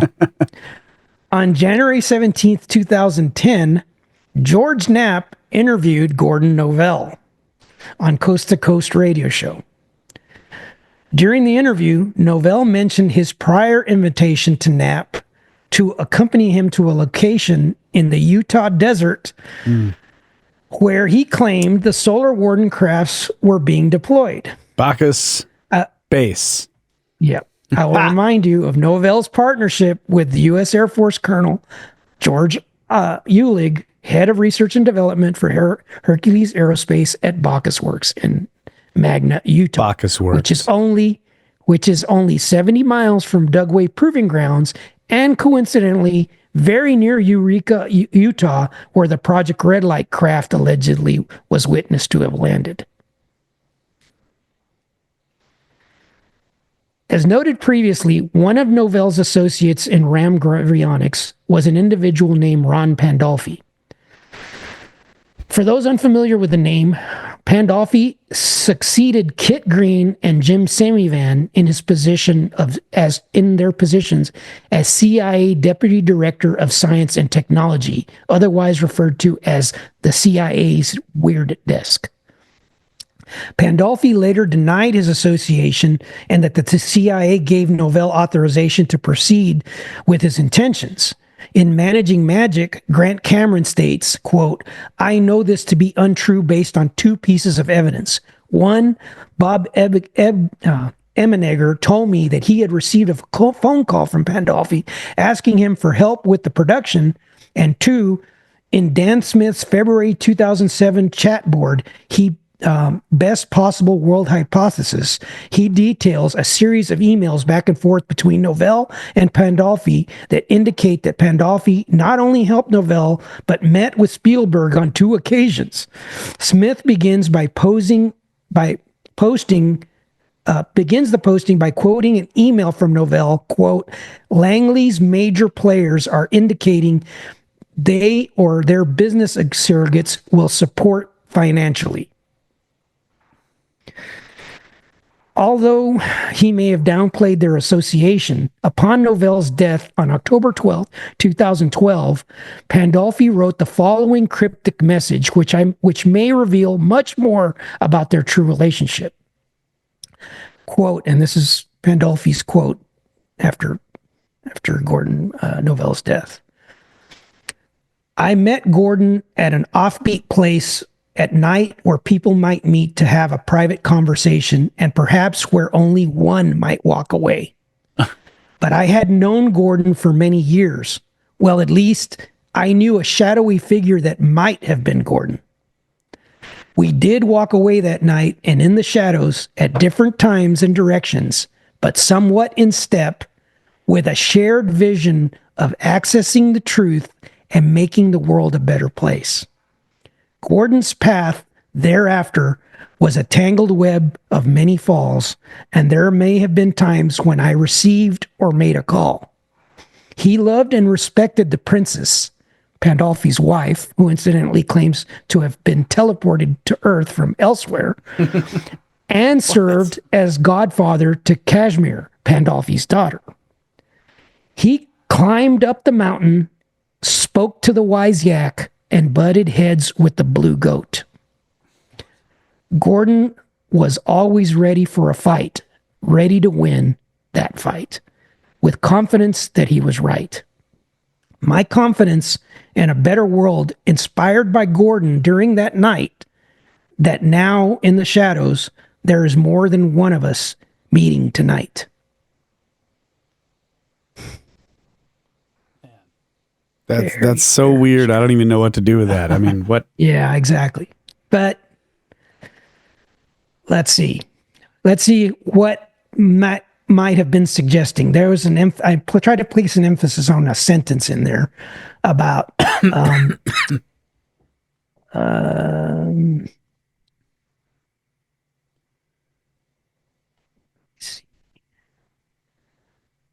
that at different times in different directions, but somewhat in step, with a shared vision of accessing the truth and making the world a better place. Yeah. Another potential indication of Pandolfi's interest in Novell and Ram Gravionic's work is his involvement with another individual named Joe Fromage. Fromage, I guess it is. Joe Fromage. Joe Fromage was born in 1970 and raised in a Mormon household in Salt Lake City, Utah. Fresh out of high school, Fromage started developing and selling computer software out of his bedroom. A few years later, in 1993, at the age of 23, he sold the company for $24 million. 2 years later, quote, in a moment of inspiration, he started another company named US Web. 3 years later, the company had a market value of $2.5 billion. On March 30th, 1999, the Washington Post ran a story titled, "The CEO from Cyberspace, Joe Fromage, a master of the universe at 28, wants to defy gravity and visit the far corners of his realm." The article states, quote, "He devotes himself to his mission. His mission is the truth." That is the title of his book. Joe Fromage believes he has found the truth, and he is using all of his entrepreneurial skills to disseminate that truth to the world at large. He will learn to engineer the very fabric of space-time. I'll tap into a massive hidden energy source. The gravity breakthrough is merely the harbinger of a really huge development, the paradigm-shifting event to end all paradigm-shifting events. We will make contact with the visitors. We're talking formal contact here. Actual direct communication. No more cat and mouse games in the desert. No more cover-up. We will know the aliens and discover finally our place in the cosmos. That is the truth. The article goes on to explain that Fromage's revelations stem from his claim that one night in 1997, he set his alarm clock to 6:10 a.m. and went to sleep. When morning arrived, the alarm rang and he hit the snooze button. Quote, the next 9 minutes snooze changed the course of my life. With shades of Joseph Smith, suddenly, quote, a remarkable being clothed in brilliant white light appeared above him, hovering over his bed. Why have you called me here? The entity asked. Fromage, half awake and half asleep, said, I want to travel in space. Why would you be granted such an opportunity? The entity said. Because I'm willing to die for it, Fromage said. Then an electric blue sphere emerged from the being and entered Fromage's body. Instantly, he was overcome by the most unimaginable ecstasy he had ever experienced. This experience resulted in an alleged download of information from the entity that explained the inner workings of the atom. In 1998, Fromage invested $3 million of his own money to create the International Space Science Organization. The company's name was later changed to the National Academy of Science and Arts, LLC, doing business as InterNASA. The company claimed, quote, "Our technologies in the realms of new physics and propulsion machines, energy and materials will change the world for the better, forever." Fromage also formed a nonprofit named Motion Physics Institute, Motion Physics LLC, which he described as, quote, "a new kind of science enterprise, an advanced physics and research development organization supported by an international network of scientists and institutions pioneering together breakthrough technologies for the 21st century life." An investor in Motion Physics LLC was fellow Salt Lake City mogul Brandon Fugal, as you should all know, purchased Skinwalker Ranch from Robert Bigelow in 2016. There is a YouTube video showing a demonstration of what appears to be a rotating sphere inside of a transparent cube, which Pandolfi referred to as the bouncing box, on YouTube. Observing the demonstration are Hal Puthoff, Kit Green, and Brandon Fugal. In a message on Twitter dated December 10, 2021, Fugal wrote, quote, "I was the one who organized this, providing the initial funding, and ultimately disproved it, shutting it down 3 years later. I became quite skeptical of the claims regarding these topics. This was fortunate for Fugal. InterNASA executives Fromage and Pandolfi, along with former Utah Congressman Daniel Marriott, soon became embroiled in a lawsuit brought by television writer and producer Robert Kiviat. Kiviat was the producer of NBC's Unsolved Mysteries, Fox's Encounters, the show I worked for, Alien Autopsy, Fact or Fiction, UFOs, The Best Evidence Ever Caught on Tape, and several others. Kiviat was suing for $300,000 in unpaid salary due to him from a contract with Fromage to handle the communications, public relations, and studio projects, presumably a film project for InterNASA. An article by Carl Croft published on Medium on October 22nd, 2019 stated that Paul Richard Price, who coincidentally was one of the last individuals to speak to Mark McCandlish on the day of his death, stepped forward as a whistleblower in the Kiviat case, claiming that he was willing to present evidence that, quote, "Pandolfi has engaged in and has shown a consistent, calculating pattern of fraud for many years dating back to the era of Bill Clinton, when he targeted many supposed members of a largely mystical, loosely connected group of government-associated UFO researchers dubbed the Aviary." The article goes on to state, quote, "After Pandolfi's likely sworn testimony is given in court, it will be submitted to the CIA and DIA Inspector General for review. Regardless of the outcome, this is real serious news and with major ramifications. The issue is razor clear. CIA would never condone one of their own, let alone the deputy director, committing such repeated patterns of public fraud and disinformation. Or would it? Unfortunately, we may never know, because soon after that, the case was settled and details of the settlement were never disclosed." So that's, Even if that's listeners Pandolfi, the guy that said that weird thing about about what's his name, Greg? Gordon Novell. Gordon Novell's death. Yes. He was involved in both of those. But he got involved in Fugal's project. Fugal was the guy who had the dream that funded it. Okay. Yeah. So this dude shows up and derails everything, or something. Yeah. Remember that these guys are trying to save the world. Yeah. Allegedly. That I makes mean, it in dangerous. this thing, that's their object. Right.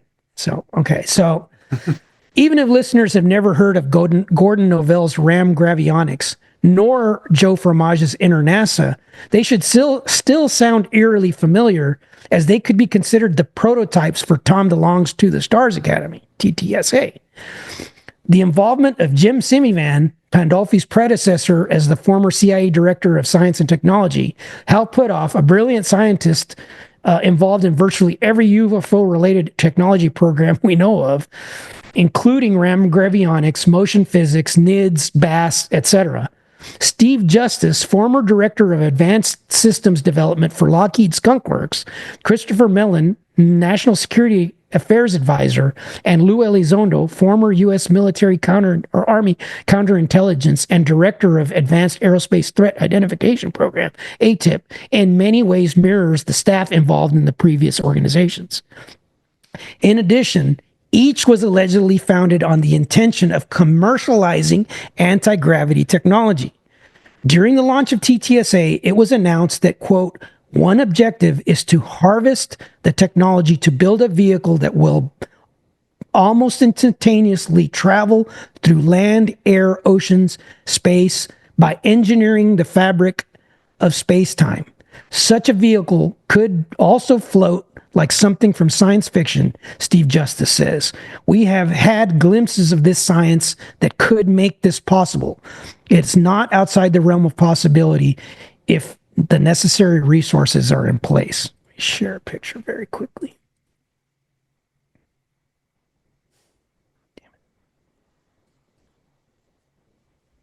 I don't trust any of these people. Like, not any of them. The accompanying illustration, drawn by Justice, depicts a cigar-shaped craft with a thick ring structure at the center. The ring has angled sides and appears very similar to the capacitor ring of the ARV. It's a canoe on a beer cap. Also notable is that all three companies had connections in Hollywood and planned to make films related to the phenomenon. Yeah. It also looks somewhat similar to that other drawing of the flattened football thing. That one just has pointed ends instead of rounded ones. And keep in mind that Spielberg the pumpkin seed. recently did a show for Netflix, and was producing a like big movie that's UFO related right now. Apparently, George Knapp has just come out with a Netflix series too. Yeah, it's about to come out. Yeah. Yeah. So, I need to watch that. Is all of this just a coincidence? And if not, what exactly is going on here? It's definitely not a coincidence. They all know each other. And it's the same names over and over again. Okay. Did I end the share there? Yeah. All right. On July 29th, 2002, Jane's Defense Weekly published an article titled Anti-Gravity Propulsion Comes Out of the Closet. On the same day, BBC World News also reported a story titled Boeing Tries to Defy Gravity. The Jane's article begins by stating, quote, Boeing, the world's largest aircraft manufacturer, has admitted it is working on experimental anti-gravity projects that could overturn a century of conventional aerospace propulsion technology if the science underpinning them could be engineered into hardware. As part of the effort, which is being run out of Boeing's Phantom Works Advanced Research and Development Facility in Seattle, the company is trying to solicit the services of a Russian scientist who claims to have developed anti-gravity devices in Russia and Finland. The Russian scientist mentioned in the articles was Dr. This is a very difficult name to pronounce, Egve Podletkov,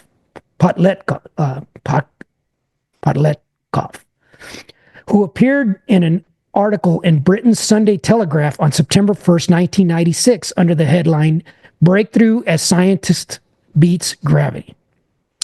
The article reports that, quote, according to Dr. Edvey Podletkov, who led the research, the discovery was accidental. It emerged during routine work on so-called superconductivity and the ability for some materials to lose their electrical resistance at very low temperatures.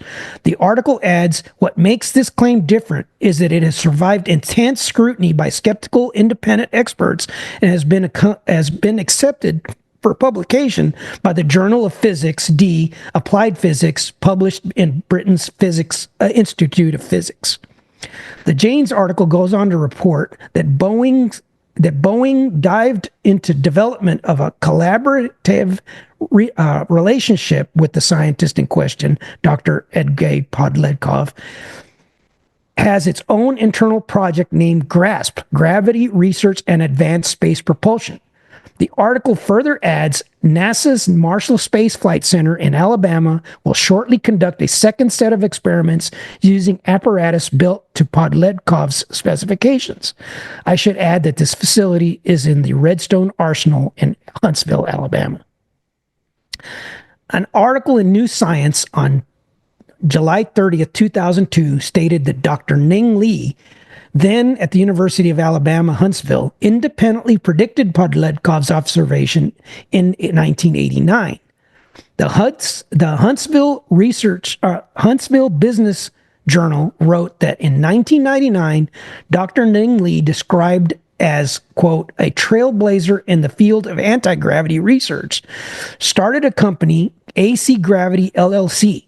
In 2001, the Department of Defense gave AC Gravity a grant of $448,970 to research anti-gravity at the NASA Marshall Flight Test Center. Although the research was never published, she did give a presentation at a conference in 2003 titled Measurability of AC Gravity Fields. Soon after that, Lee dropped off the radar entirely. Despite the attempts of many, no one knew what had become of her for years. Later, her son revealed that Dr. Ning Li continued her work at Redstone Arsenal until 2014, when she was struck by a car while crossing the street and died of complications in 2021. He noted, quote, when she was at the university, she loved to publish her findings, but after she got her top secret clearance, she wasn't allowed to share anything anymore with anyone. She became much quieter and would return from work looking worn down with her makeup messed up. I know that, everyone dies, but it's just so often in these stories that the people seem to have abnormal deaths, or it was ruled a suicide, or they just randomly got hit by a car, or they suddenly have like some crazy rare version of cancer, Yeah. I don't know. It seems suspicious, but maybe that's just because it's all suspicious. Because it is suspicious. Yeah. Because it is suspicious. Yeah. A particular interest in the Janes article. The Janes article states that the GRASP briefing documents reveal that BAE Systems and Lockheed Martin have also contacted Podledkov and have some activity in this area. The BBC article even adds that the BAE program was titled Project Green Glow. The article in Janes concludes with this statement. Boeing admits that classified activities in gravity modification may exist. The paper points out that Podledkov is strongly anti-military and will only provide assistance if the research is carried out in the white world, open development. So what one might ask, if any of the lore surrounding the long-standing anti-gravity projects were true, why would these companies have an interest in pursuing Podledkov's work? Why would they make such public pronouncements about the speculative prospects, going so far as stating, quote, if gravity modification is real, it will alter the entire aerospace business? Perhaps there were ulterior motives. In April 2015, the International Journal of Geosciences published an article titled Review of Electrogravitic and Electrokinetic Propulsion. The article states that Boeing completed a separate classified study for the U.S. military of electrogravitic propulsion recently before 2007. That would have been Ning Li. Boeing was rebuffed in its efforts to have such technology declassified and released into the private sector. As a board director and member of Boeing's financial committee at the time of the 2007 classified study, General James Jones, retired, was privy to and supported Boeing's efforts in anti-gravity research and development. On December 1st, 2008, President-elect Obama announced Jones as his national security advisor.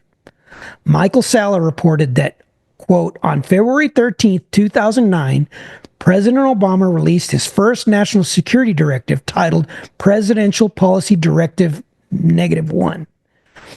It greatly expanded the powers of the National Security Council to oversee all executive departments and agencies. Most significant is that Obama's national security advisor, General James Jones, was given direct authority to develop and implement policy through the NSC system.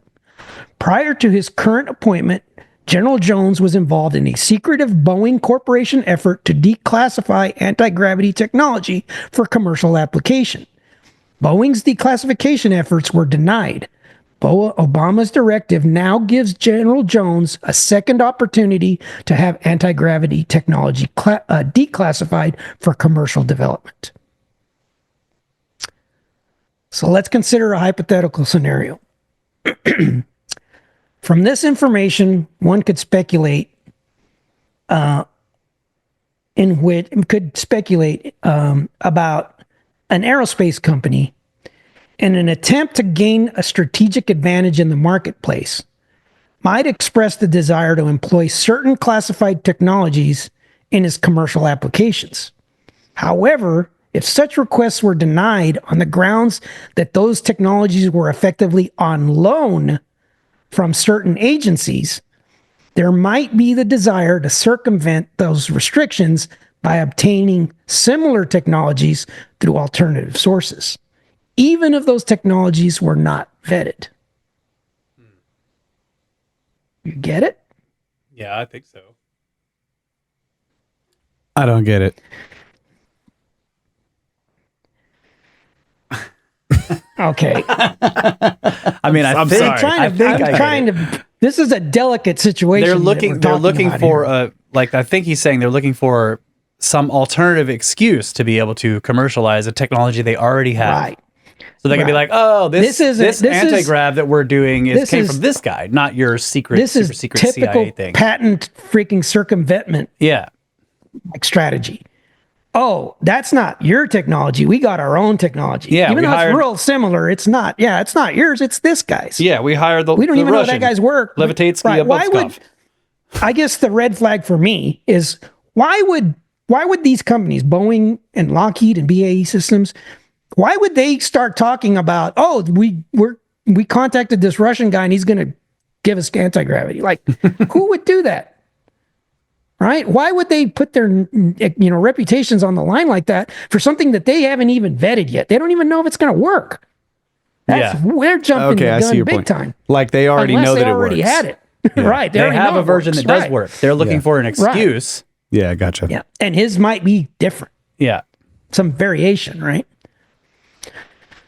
So, and you know, because I sent this to you. Although I never completely explained the relevance, members of the Discord know that I recommended a little-known movie called The 11th Green, which is a fictionalized version of several aspects of this discussion.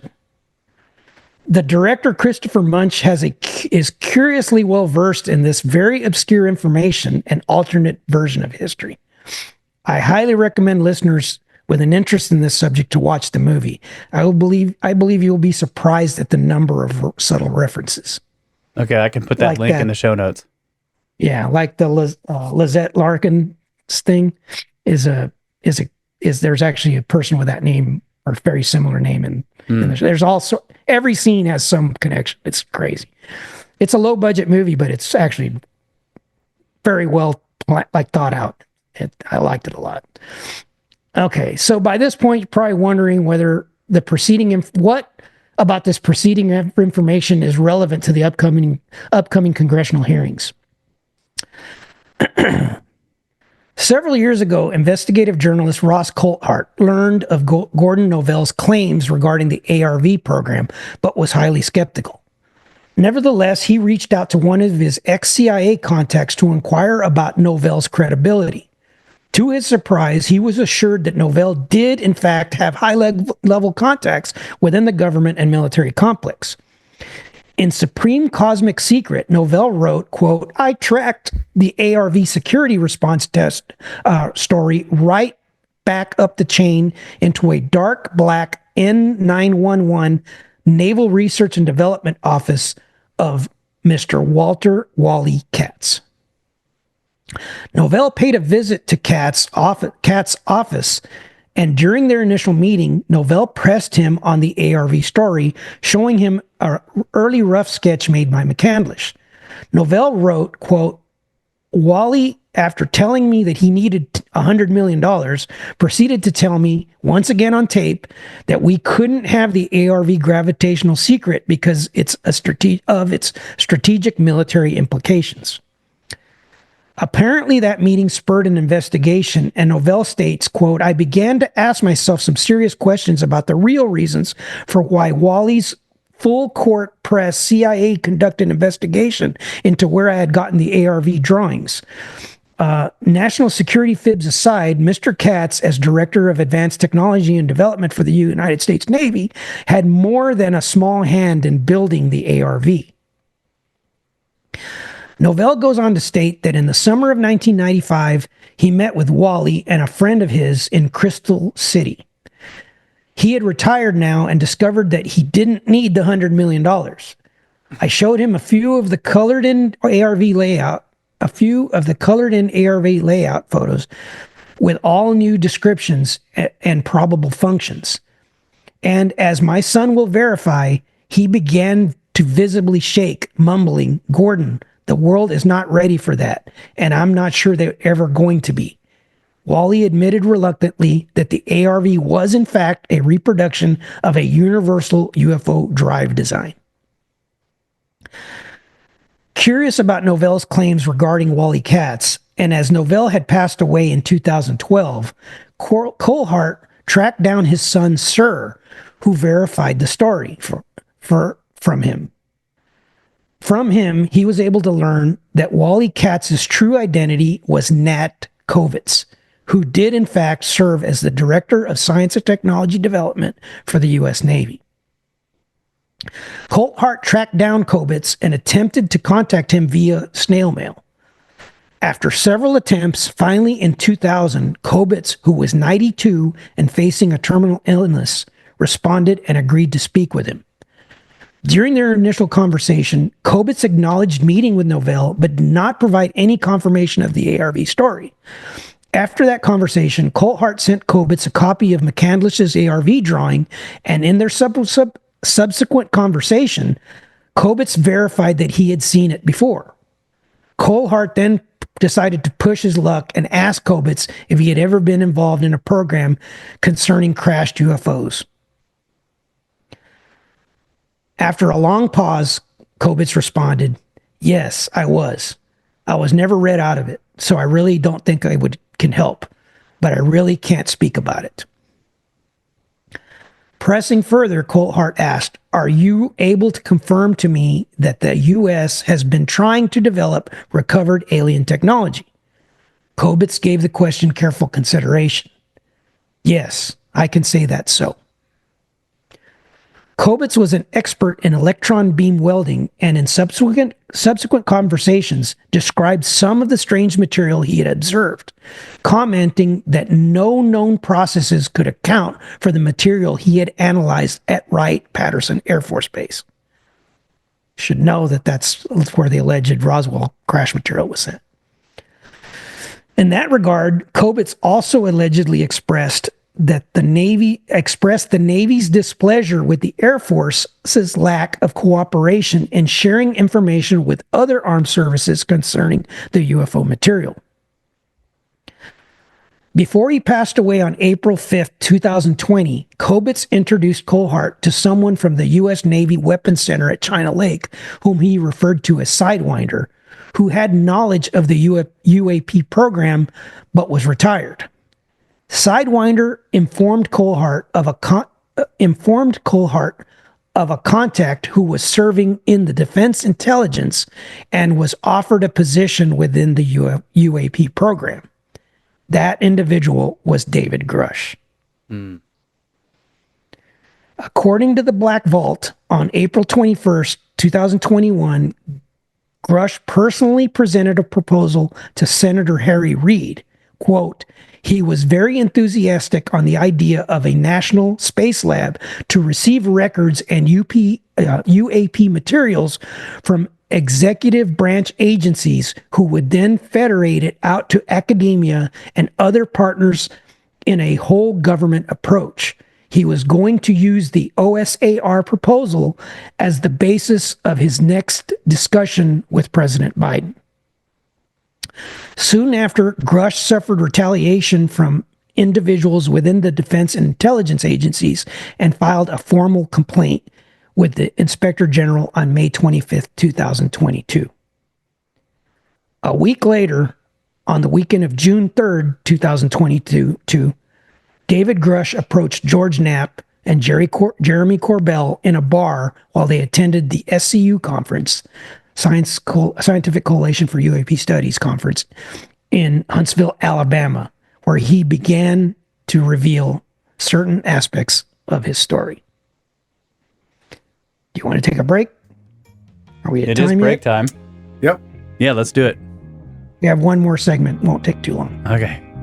I knew it. 6. We'll be right back, folks.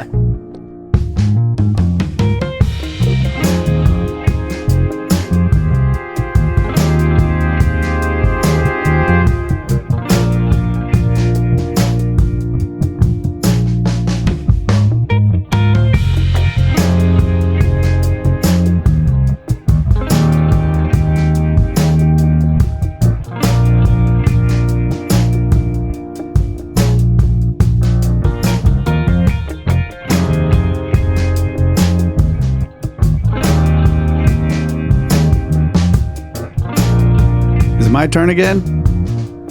Oh wait, this is 6. 5. Right? Is this Is 5? it 5? Is it my turn? The rare segment 5, folks. Welcome back. I can't we don't count. know whose turn it is. I thought it was the 6th. I was wrong. I'm like, I knew it was going to be 6. It's Let's only see. 5. No, I do. You're right. I do 1 and 3, so I must do 5. Teresa. Yeah, whatever. Go ahead, Marty. I can't count. We're professionals. Don't ask This is me, the I 5th lost track segment. Yeah. The rare 5th segment. Yeah. Okay, so to refresh from before the break, on June 3rd through the 5th, 2022, David Grush approached George Knapp and Jeremy Corbell in a bar while attending the Scientific Coalition for UAP Studies conference in Huntsville, Alabama, where he began to reveal certain aspects of the story. The curious thing about that is Corbell was, or should I say, Coulthart was the one that was given Grush's name. So, but Coulthart didn't mention anything about that. We first heard the story from Corbell. So there's part of the story that's missing that we don't know exactly what happened during that time period yet.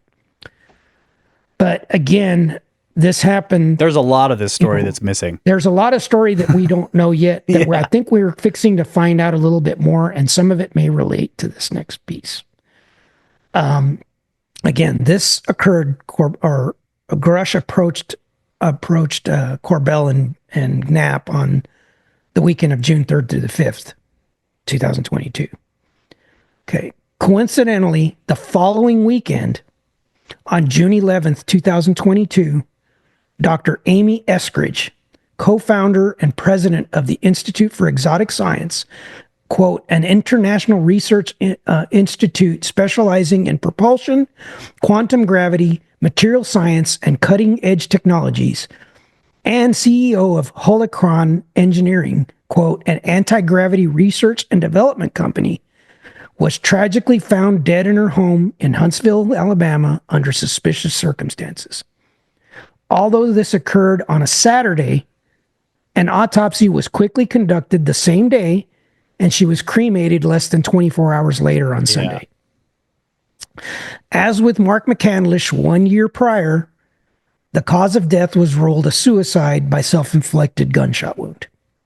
Yet mysteriously, attempts to obtain more details on her death from the local sheriff's department and the Alabama Bureau of Investigation and the FBI all resulted in claims of having nothing in their files on Amy Eskridge. That's an enormous rabbit hole that we will have to explore one day. She deserves it. If there's an interview, it's not an interview. There's a video that's a conversation between her and two other individuals, Jeremy Reese and another guy that's involved in another anti-gravity project. It's just a conversation one night where they're discussing this disclosure plan. It's very, very enlightening, the things that she did. This was a brilliant, brilliant person. Didn't deserve what happened to her.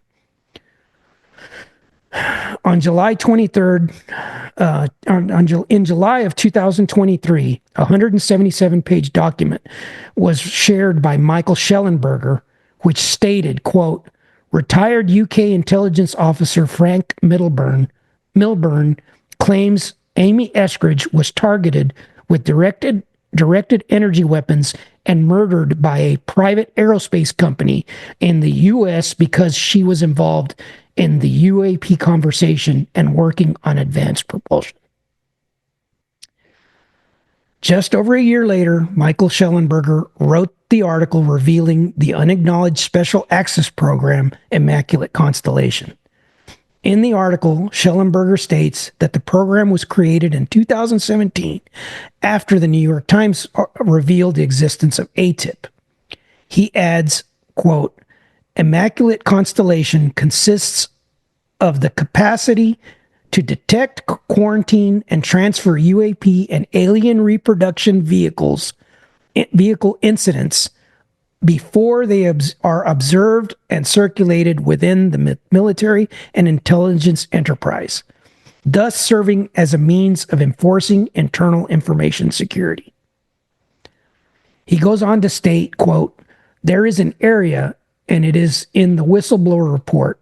There is an idea, and it is in the whistleblower report, that the United States government is in possession of craft that it has itself made based on UAPs, and it has captured and apparently using anti-gravity as the means of propulsion.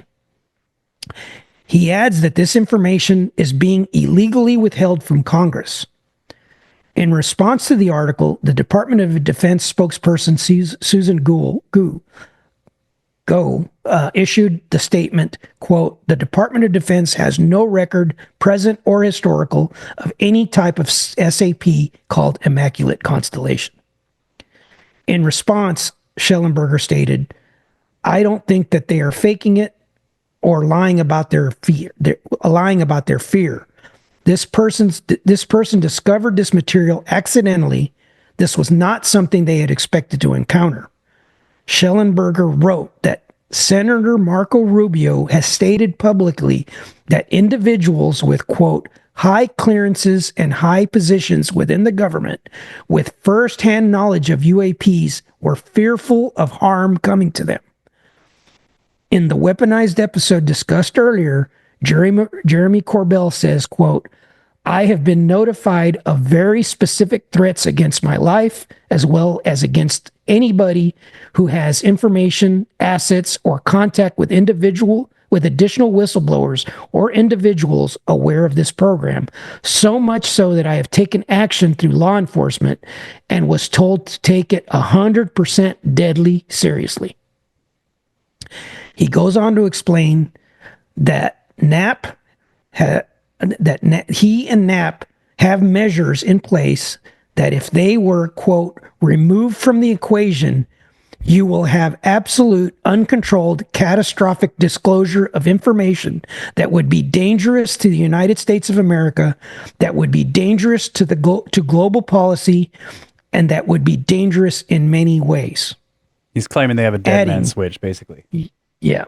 Adding, quote, it benefits everybody to not mess with, not the word he used, journalists doing their job and sanitizing information prior to good public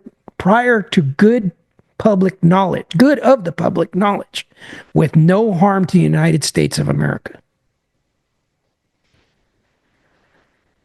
On February 25th, wait. Who's claiming that they have a dead man switch? Corbell and Knapp. Yeah. Okay. So they basically were discussing like, safety measures they have in place. Like they know a bunch of things that they've been told or that they've found out, and they have been releasing this stuff in a sanitized way. In other words, with all possible national security concerns cleansed. But if they get deleted by some super secret black agency because of their involvement with this Immaculate Immaculate Constellation whistleblower report, that their dead man switch will go off and all this information will be released unsanitized. Well, you just have to torture them until you get the answer to the dead man switch. I know, yeah. They can disappear for a little while. Yeah. Well, a good dead man switch will go off if you don't ping it every, 8 hours. Torture. Or something. Yeah. Yeah. Torture to make it stop. Yep. Yeah. And I think it's really this, again, listeners are going to have to go back and re-listen to this because it's like an arc, right? At the beginning, Knapp states that that the mention of ARVs in this Immaculate Constellation program thing raised red flags, and he said because it's suspicious, right? Yeah. But as we go through, we start seeing, well, there's a lot of evidence to suggest that this is a real thing. Yeah, that's what I was going to say. We don't know whether it's alien or human tech, but that this program exists. There seems to be corroborating information in there. And keep in mind, if it weren't, in other words, if you follow like this train of individuals, the link, were it not for Gordon Novell's claims, which were then verified by his son to Russ Coulthart, we wouldn't have Grush. In other words, that seems to be the sequence. In other words, yeah. Coulthart researched Novell's claim, and as a result, got in contact with Nat Kobitz, who then put him in contact with Sidewinder, who put him in contact with Grush, and that's how this. I could see where this dead man switch may lie. It may be somewhere in that mix there. Yeah, and Schellenberger did state also, he didn't give any details, but he said he vetted this whistleblower. Like, number one, he's had personal contact with this person, so he's met them. This isn't just like emails. That the guy seems like legitimately afraid for his safety, and that Schellenberger then went to other contacts he had and tried to verify who this person is, and said like he does seem to be who he or she, we don't know even the gender, right. He or she says they are. So they seem to be legit, like they are in the government. They were in a position to possibly come across it, and he says they came across this information accidentally. So they're not even read into the program. Yeah, they came across it accidentally. It freaked them out. They want to like disclose it because I'm not sure why. It's not, he doesn't say why they decided to disclose it, but they want to be a whistleblower, but they're worried about it. But they do seem to be who they say they are. So it doesn't seem to be, if it's a hoax, it's coming from within the system, not from without it. Yeah. The dead man switch. Keep in mind that like that Kyle's over here planning a perfect dead man switch. No, I'm not. I was thinking about. He's not even listening to us. Well, no, this list of people that you like, if it involves other people, other actors that could be part of it, that might work. But I was thinking about who's the PayPal guy that went on the run. Peter Thiel. No. The dude that went on the run, just kind of crazy. He was like living in a yacht for a long time. McAfee. Yeah, and he's like, was it PayPal? No, it was he was the internet security guy. Yeah. Yeah, John McAfee. He was like claiming he had a dead man switch, and then he just died. Right, and nothing happened. Nothing happened. So it's like somebody compromised his dead man switch, or he didn't have one, and he was just saying it to keep people from killing him. Yeah, that's true. Yeah, but they had to find out, right? Yeah, first. Yeah, but like for example, the if this is true, the idea that Mark McCandless was going to testify, he spoke with Marco Rubio and was going to testify in 2021, and less than a month before, he's found dead in his house. Yeah, man. That's what I'm saying. Like a lot of these people recently have been, like they're turning up dead. It's ruled a suicide and they're cremated on the same day. I mean, it's like, it's bullshit. Yeah, I mean, it's easy. They're legitimately afraid. Yeah. This term that I've developed that I call ufological nihilism, that everything's a psyop and it's all bullshit. Yeah. Like, it's very easy to write off, Corbell's statement as hyperbole. Like, he's just overblowing. It's like, okay, but look at the situation here. Like, how many people associated with this program, or even with just anti-gravity work? Right. There's a lot of names I didn't put in this. There's a lot of other scientists that were associated that, vanished or died under strange circumstances. So it's definitely a touchy subject. But I think fundamentally, and I think this is, if you're going to take something from this is, I'm often accused of not saying what I think. I'm going to tell you what I think. I think that all of this disclosure discussion has very little, if anything, to do with non-human intelligence. This is about technology. As I've said before, Senate and Congress, they're not the truth police. Their job isn't to tell the public whether aliens exist or not, or some other form of non-human intelligence. They're there to control the money. They fund these programs. And when they're not told about them and things don't add up, they get upset. If they're not on the side that gets, payoffs to make these things happen. Yeah. So I wouldn't, I know that it's very easy to think that everything is all, they're going to tell us that aliens exist or are real. That's not what I expect to hear. I think we're going to hear something about some technological aspect, something more concrete, like something that's going to affect our day-to-day lives. We've talked about this many times on this series, that if they said tomorrow, oh yeah, we discovered aliens exist, and people are like, wow, that's cool. We already knew that, right? That's not going to change anything. But revolutionary technologies do change things. I think that's fundamentally what's behind this. Now, there may be other aspects. I agree with that, but all throughout this particular show, plus plenty of the other UFO ones you've done, these programs are inevitably at some point in the past associated with a retrieval program, right? So yes, that we may be looking at disclosure of human-made technology, but a lot of times the implication is that this technology was gleaned from some crash debris. Agreed, unless those crashes were actually our own technology and their recoveries were covered up by saying, oh, these are, layers of deception. It's not out of the realm of possibility. In fact, I would venture to say that out of the many, many UFO crash retrievals that we've, heard about, some percentage of them have to be terrestrial. They're just black projects that crash. We lose top secret aircraft. Okay. There's a name for, I can't think the name. There's even acknowledged recovery teams that are like common knowledge. They don't even deny they exist to go in and recover these things when they crash, because they crash periodically. Hell, we've had nuclear weapons get lost before. Yeah. And these teams are trained for that. Blue teams but in this report, the specific report that it's like 25 pages, there's at least a few examples of information that's contained in this database.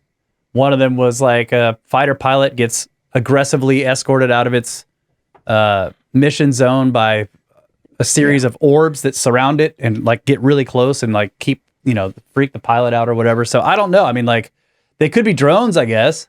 It could be. And that case is sounds kind of similar to the 1976 Tehran Iran case, where this UFO was hovering over Tehran, Iran, and they Scrambled jets and they scrambled jets and they tried to intercept, and then the thing was aggressive and jammed their guns. And I mean, this was had observers on the ground. It had observers in the air, tracked on radar. I mean, this case. Something was there. We don't know what it was, but it's a legitimate, indisputable case. Yeah. And many of the people involved claim, no, this was not human technology. Yeah. And one of these, unless it was something. And I've used the argument that I didn't believe necessarily. They're too small to have a human pilot. Some definitely. Some these things, the smallest. They had a term. They called these ARVs. Baby bear, mama bear, and papa bear. Because and the baby bear was 20 feet in diameter, or 24 feet in diameter. So, I mean, it held pilots, but it was small. Yeah. I'm talking about they had other things there, he observed, that were not necessarily anti-gravity, but these other very unusual small craft. That used more conventional technologies, but there were things that he had never seen before. Yeah. What was the other one that, well, I guess it wasn't, this might not have been in the report, but, things like the fact that they're transmedium. Now, I don't see, I'm not sure how, well, maybe this thing with the series of, plates, capacitors can just dive into the ocean and travel at 400 knots under the water. But I'm not sure. Yeah, I mean, unless it's keep in mind though, that this is Sorensen said that when he saw these things in 1988, he said they looked very old. He said this thing looked very heavily used. They looked very heavily used. They had been around a long time. Novell claimed that the project was at least 25 years old. So these things may have dated back to the 60s. That's why I'm saying. That's why I interjected the red light discussion into this, because it's conceivable that Project Red Light was these, because the fact that the people there said that this thing that they had recovered 3 craft and 1 crashed, and a lot of and one of the guys said that he had seen 4 at one point, and then there was only 3, so maybe that 4th one's the one that crashed. So it's hard to say, but it seems like even if this is all a psyop and there's some elements in this of truth, it's just difficult to sift out which pieces are legitimate and which aren't. But I'll close my thing with just one short paragraph because it's relevant to this. On February 25th, 2000, that was 24 years ago, the Office of the Inspector General at the U.S. Department of Defense said, quote, for the accounting entries, 2.3 trillion was not supported by adequate audit trails or sufficient evidence to determine their validity. Robert J. Lieberman, Assistant Inspector General, stated that 2.3 trillion was, quote, unsupported by reliable explanatory information. Jeez. Yeah, so this is the black that has budget. been Tim Burchett's argument in this, that there's, and keep in mind that was 24 years ago. This is probably, who knows how many trillions now, right? Well, probably well over $3 trillion. I believe Tim Burchett has given the number. Is completely unaccounted for. Like, for the arguments, as insane as they might sound about Solar Warden and this breakaway civilization that are really like secret space astronauts, I guess you could say. It's a secret space program that they are referring to as the reason I think they call it a breakaway civilization is that it does not fall under the rule of like United States law. Yeah. It's like its own thing. I think that, so we get this, especially because of the topics you discuss on the show, we hear the term breakaway civilization and we're thinking, oh, Antarctica or, Middle Earth stuff or something. Yeah, but no, they're here. They're just much like, more. They're here. They just have a completely brand new, totally different technological base, and they're doing whatever they want with it with no supervision whatsoever from our regular civilization. Yeah. Yeah. And so, as crazy as those things sound, like there are like elements that seem to be somewhat like corroborate the story as much as I wouldn't myself put any real faith in that, but I have to admit that some of this stuff is curious. Yeah. And one of the things that came up is like people immediately, like the knee-jerk thing is like, if those things are flying around up there, somebody would have seen it by now. Like, well, yeah, we do. Yeah. There's pictures of them. It's just people go, that's hoax. Yeah. You know, there are actually supposedly some pretty good pictures of them. Like, and you'd be surprised how many reports are real of people that saw these things. In fact, it's not out of the realm of possibility that the Phoenix Lights craft that was so massive might have been one of these things. In other words, who's to say? But we know that, aircraft carrier-sized aircraft don't fly around in our skies on a regular basis. Yeah. But they might be in space. We wouldn't necessarily know it.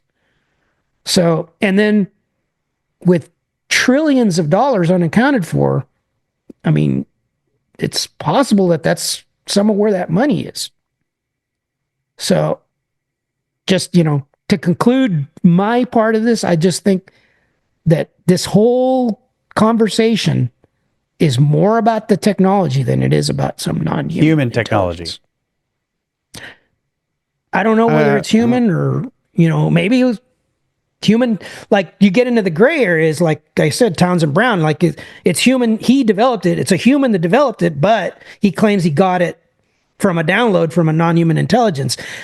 In fact, and I didn't put that in here because I didn't want to I knew that if I left it in, it was going to definitely send us off on a tangent on that particular concept is that, let me find his name because I'll screw it. It might be NHI derived human technology, but nonetheless, it's human stuff is what you're talking about. Like reverse engineered stuff. Well, the guy from George Hoover, the guy from Bacchus Works, or I'm sorry, no, that's not the guy from it. The guy that was doing stuff for trying to verify whether this ARV stuff was true for Aviation Week, that later turns out that he was involved in the Roswell recovery, claimed that these were, he called them future humans. He said, this is not an extraterrestrial, issue.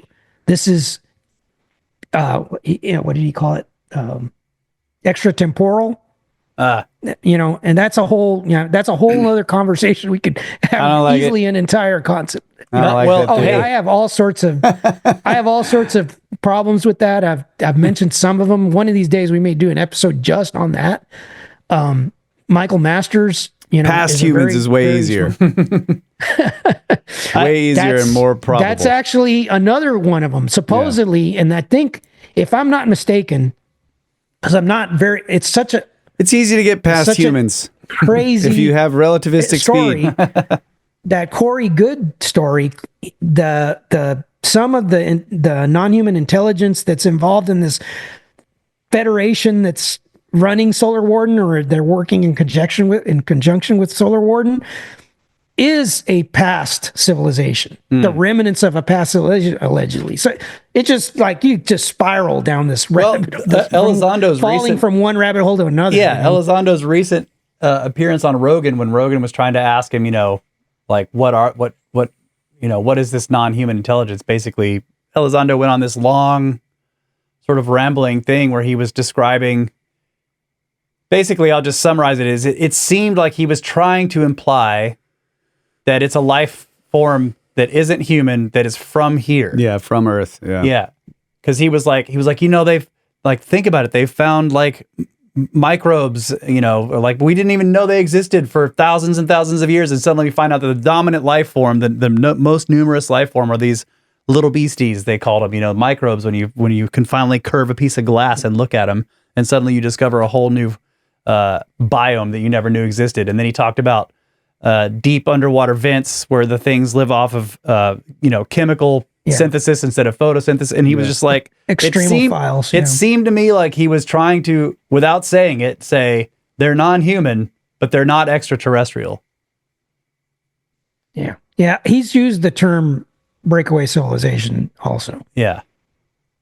So there's a lot of gray area in that. But again, I think that fundamentally, this current round of conversation is about technology. Yeah. Marty? I don't think we don't know where it came from. They may not know where it came from. In other words, the whistleblowers involved may not be convinced of what this is. Like it's kind of like the Lazar thing. Like imagine it like Lazar being like a micro version of this bigger psyop thing that they led him to believe these were alien craft when it was really our craft, but that was the disinformation part of it. Like that could be, these whistleblowers might be coming out with stories they think are legitimate, but in reality, it's based on information that was fed to them. It was inaccurate to begin. Yeah. It could be layers. Like we don't, it could be a Taurus. There may be no end to it. That's why I don't trust anybody. Nobody knows what's actually going on. Yeah. I got one question for you, Marty. Go ahead. Does the JFK assassination, is it going to reveal something about this subject? If we find out what's being, like when the files are released, are we going to learn more about this topic? I put a portion in there because it gets into this craziness that I felt it was going to detract from the overall story here, but the fact that Novell was involved in various ways with this conspiracy, right? He most definitely had involvement in the assassination, whether it was on the investigation side, the fact that he was involved in the Bay of Pigs, then I mean, he's deeply embedded in all of this stuff, right? And he's saying his belief was that this had to do with disclosure that JFK was going to disclose. Now, that ties to the MJ-12 documents. And I know a lot of people say, oh, those things were discredited. Well, not so quick. There's certain things that have been verified. Things that in like modern, like, because they came out in like 1984. The first batch of MJ-12 documents came out, were received by Jamie Shandera in 1984. A lot of the things that people argued about in those early days of the investigations subsequently have been proven to be true. Like there are certain things they could not have known then, like things that were declassified 20 years later or 30 years later or longer were not known at the time when those documents surfaced. So there appears to be elements of truth in them. And in those documents, there are a few documents that refer to JFK being aware of the situation. And in fact, I have some of that because I was originally going to put that in this, but I recognized that this was going to be a really long episode and that I didn't want to derail this into I think he's saying yes. I was going to say that this is Marty's way of saying yes. Yes. For example, I'm gonna, real I'll give you this quote. Marty, this is Marty, I'm still on conspiracy theories 101. And that's JFK. Like, this is masterclass. I'm on JFK, bro. And like when his name came up, I was like, holy crap. I knew. I told you were going to like that. Everything ties back to JFK. When those files are, this is why, see, I keep thinking like, what other reason would they have for not releasing the rest of these files other than it was like an inside job, right? That's easy. It was an inside job. You don't want the American people to know, blah, blah, blah, blah, blah. Or maybe. I sent Russ an episode of Ross Coulthart's show where he interviews a guy named Jeff Kershank, who's an Australian intelligence officer. Watch that because he delves into this and he states something, and I have the quote. He doesn't give the quote, but he makes reference to a document and saying that he believes this had to do with, or had a lot to do with the assassination. And this is exactly what Novell said. This is exactly his belief. there's a document. Because like I said, I had actually written some of this, and this Australian intelligence officer pointed out in that interview that that JFK was sent a directive to James Jesus Angleton, who was an associate of Novell that was involved in MK Ultra, and this document. He was the chief of counterintelligence for the CIA. The document was instructing the agency to identify and share legitimate UFO cases with the Soviets. The document states, I have initiated, and then redacted, and have instructed James Webb to develop a program with the Soviet Union in joint space and lunar exploration. It would be very helpful if you would have the high threat cases reviewed with the purpose of identification of bona fides as opposed to CIA and U.S. Air Force sources. It is important that we make clear a distinction between the knowns and the unknowns in the event that the Soviets try to mistake our extended cooperation as a cover for intelligence gathering of defense and space programs. When the data has been sorted out, I would like to arrange a program with NASA where unknowns are a factor. This will help NASA directors in their defense responsibilities. So what this is saying is that JFK wanted cooperation with the Soviets concerning information related to UFOs, because there had been incidents where, and this gets more complex because the United States had a program called Palladium that was actually designed to falsify UFO incidents to confuse the Soviets, to make them think they were UFOs when they were really fake, they were actually false returns. And so it gets complicated. But what JFK is saying is there have been instances where it has nearly resulted in a conflict because things were misidentified. They think it was us. It was really a UFO or unidentified. And this is occurring on both sides. So they need to cooperate and share this information. According to Novell and according to this guy, that was the thing that was unacceptable to certain individuals. There's also a document where JFK calls a meeting. I'm trying to remember the date. Elizondo also mentioned this. He just sort of breezed past it in that Rogan interview, but he was like, during the Cold War, there were elements of our government trying to get an agreement with the Soviets because we were both seeing these things, and everyone was looking for missiles. Everyone was looking for ICBMs, and they were like, can we have an agreement? We don't want them to think we shot an ICBM and then they shoot some at us. Right. So we need when to it have was when it was a UFO, right? Yeah, so he was like, we're trying to get lines of communication. It makes sense. Yeah. Yeah. You don't want to start a nuclear war because somebody thought something happened that didn't actually happen. Right. Or was like aliens, right? Yeah, that's what I mean. Yeah, exactly. Yeah.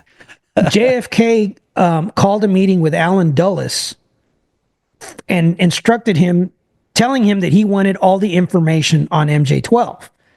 And this meeting, allegedly, according to the MJ-12 leaked document, was on June 28th, 1961. Of course, everybody said, oh, that's bullshit, it's a fake document and all this. Well, I mean, again, this was released in 1995. It wasn't until 2002 when they released some of the documents related to the assassination. In those documents was Dulles' event calendar, and it showed that the one and only time that Dulles met with JFK was on June 28th, 1961. There's no way anybody could have known that for it to have been in a fake document in 1995. Damn! Yeah. That's amazing. I mean, it's this stuff is just crazy. You think that like, this cannot be. Well, that's proof right there that the answer to my question is yes. Yes. Because like some of the documents were released and there's information that ties into this stuff. Yeah. Wow.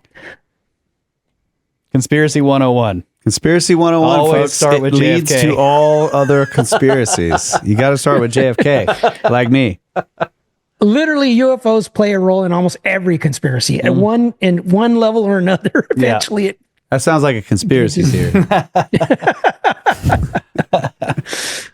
All right. Well, we should wrap this up, man. Yeah, This that is was great, great. Marty. Yeah. Thank you very much. It was different. It was definitely different. I got to Really talk good. the whole time instead Yeah. of listen. Really good stuff. Yeah. Thanks. I hope everybody. I think- enjoys it. I think know, also- maybe by the third listen, they'll start to understand.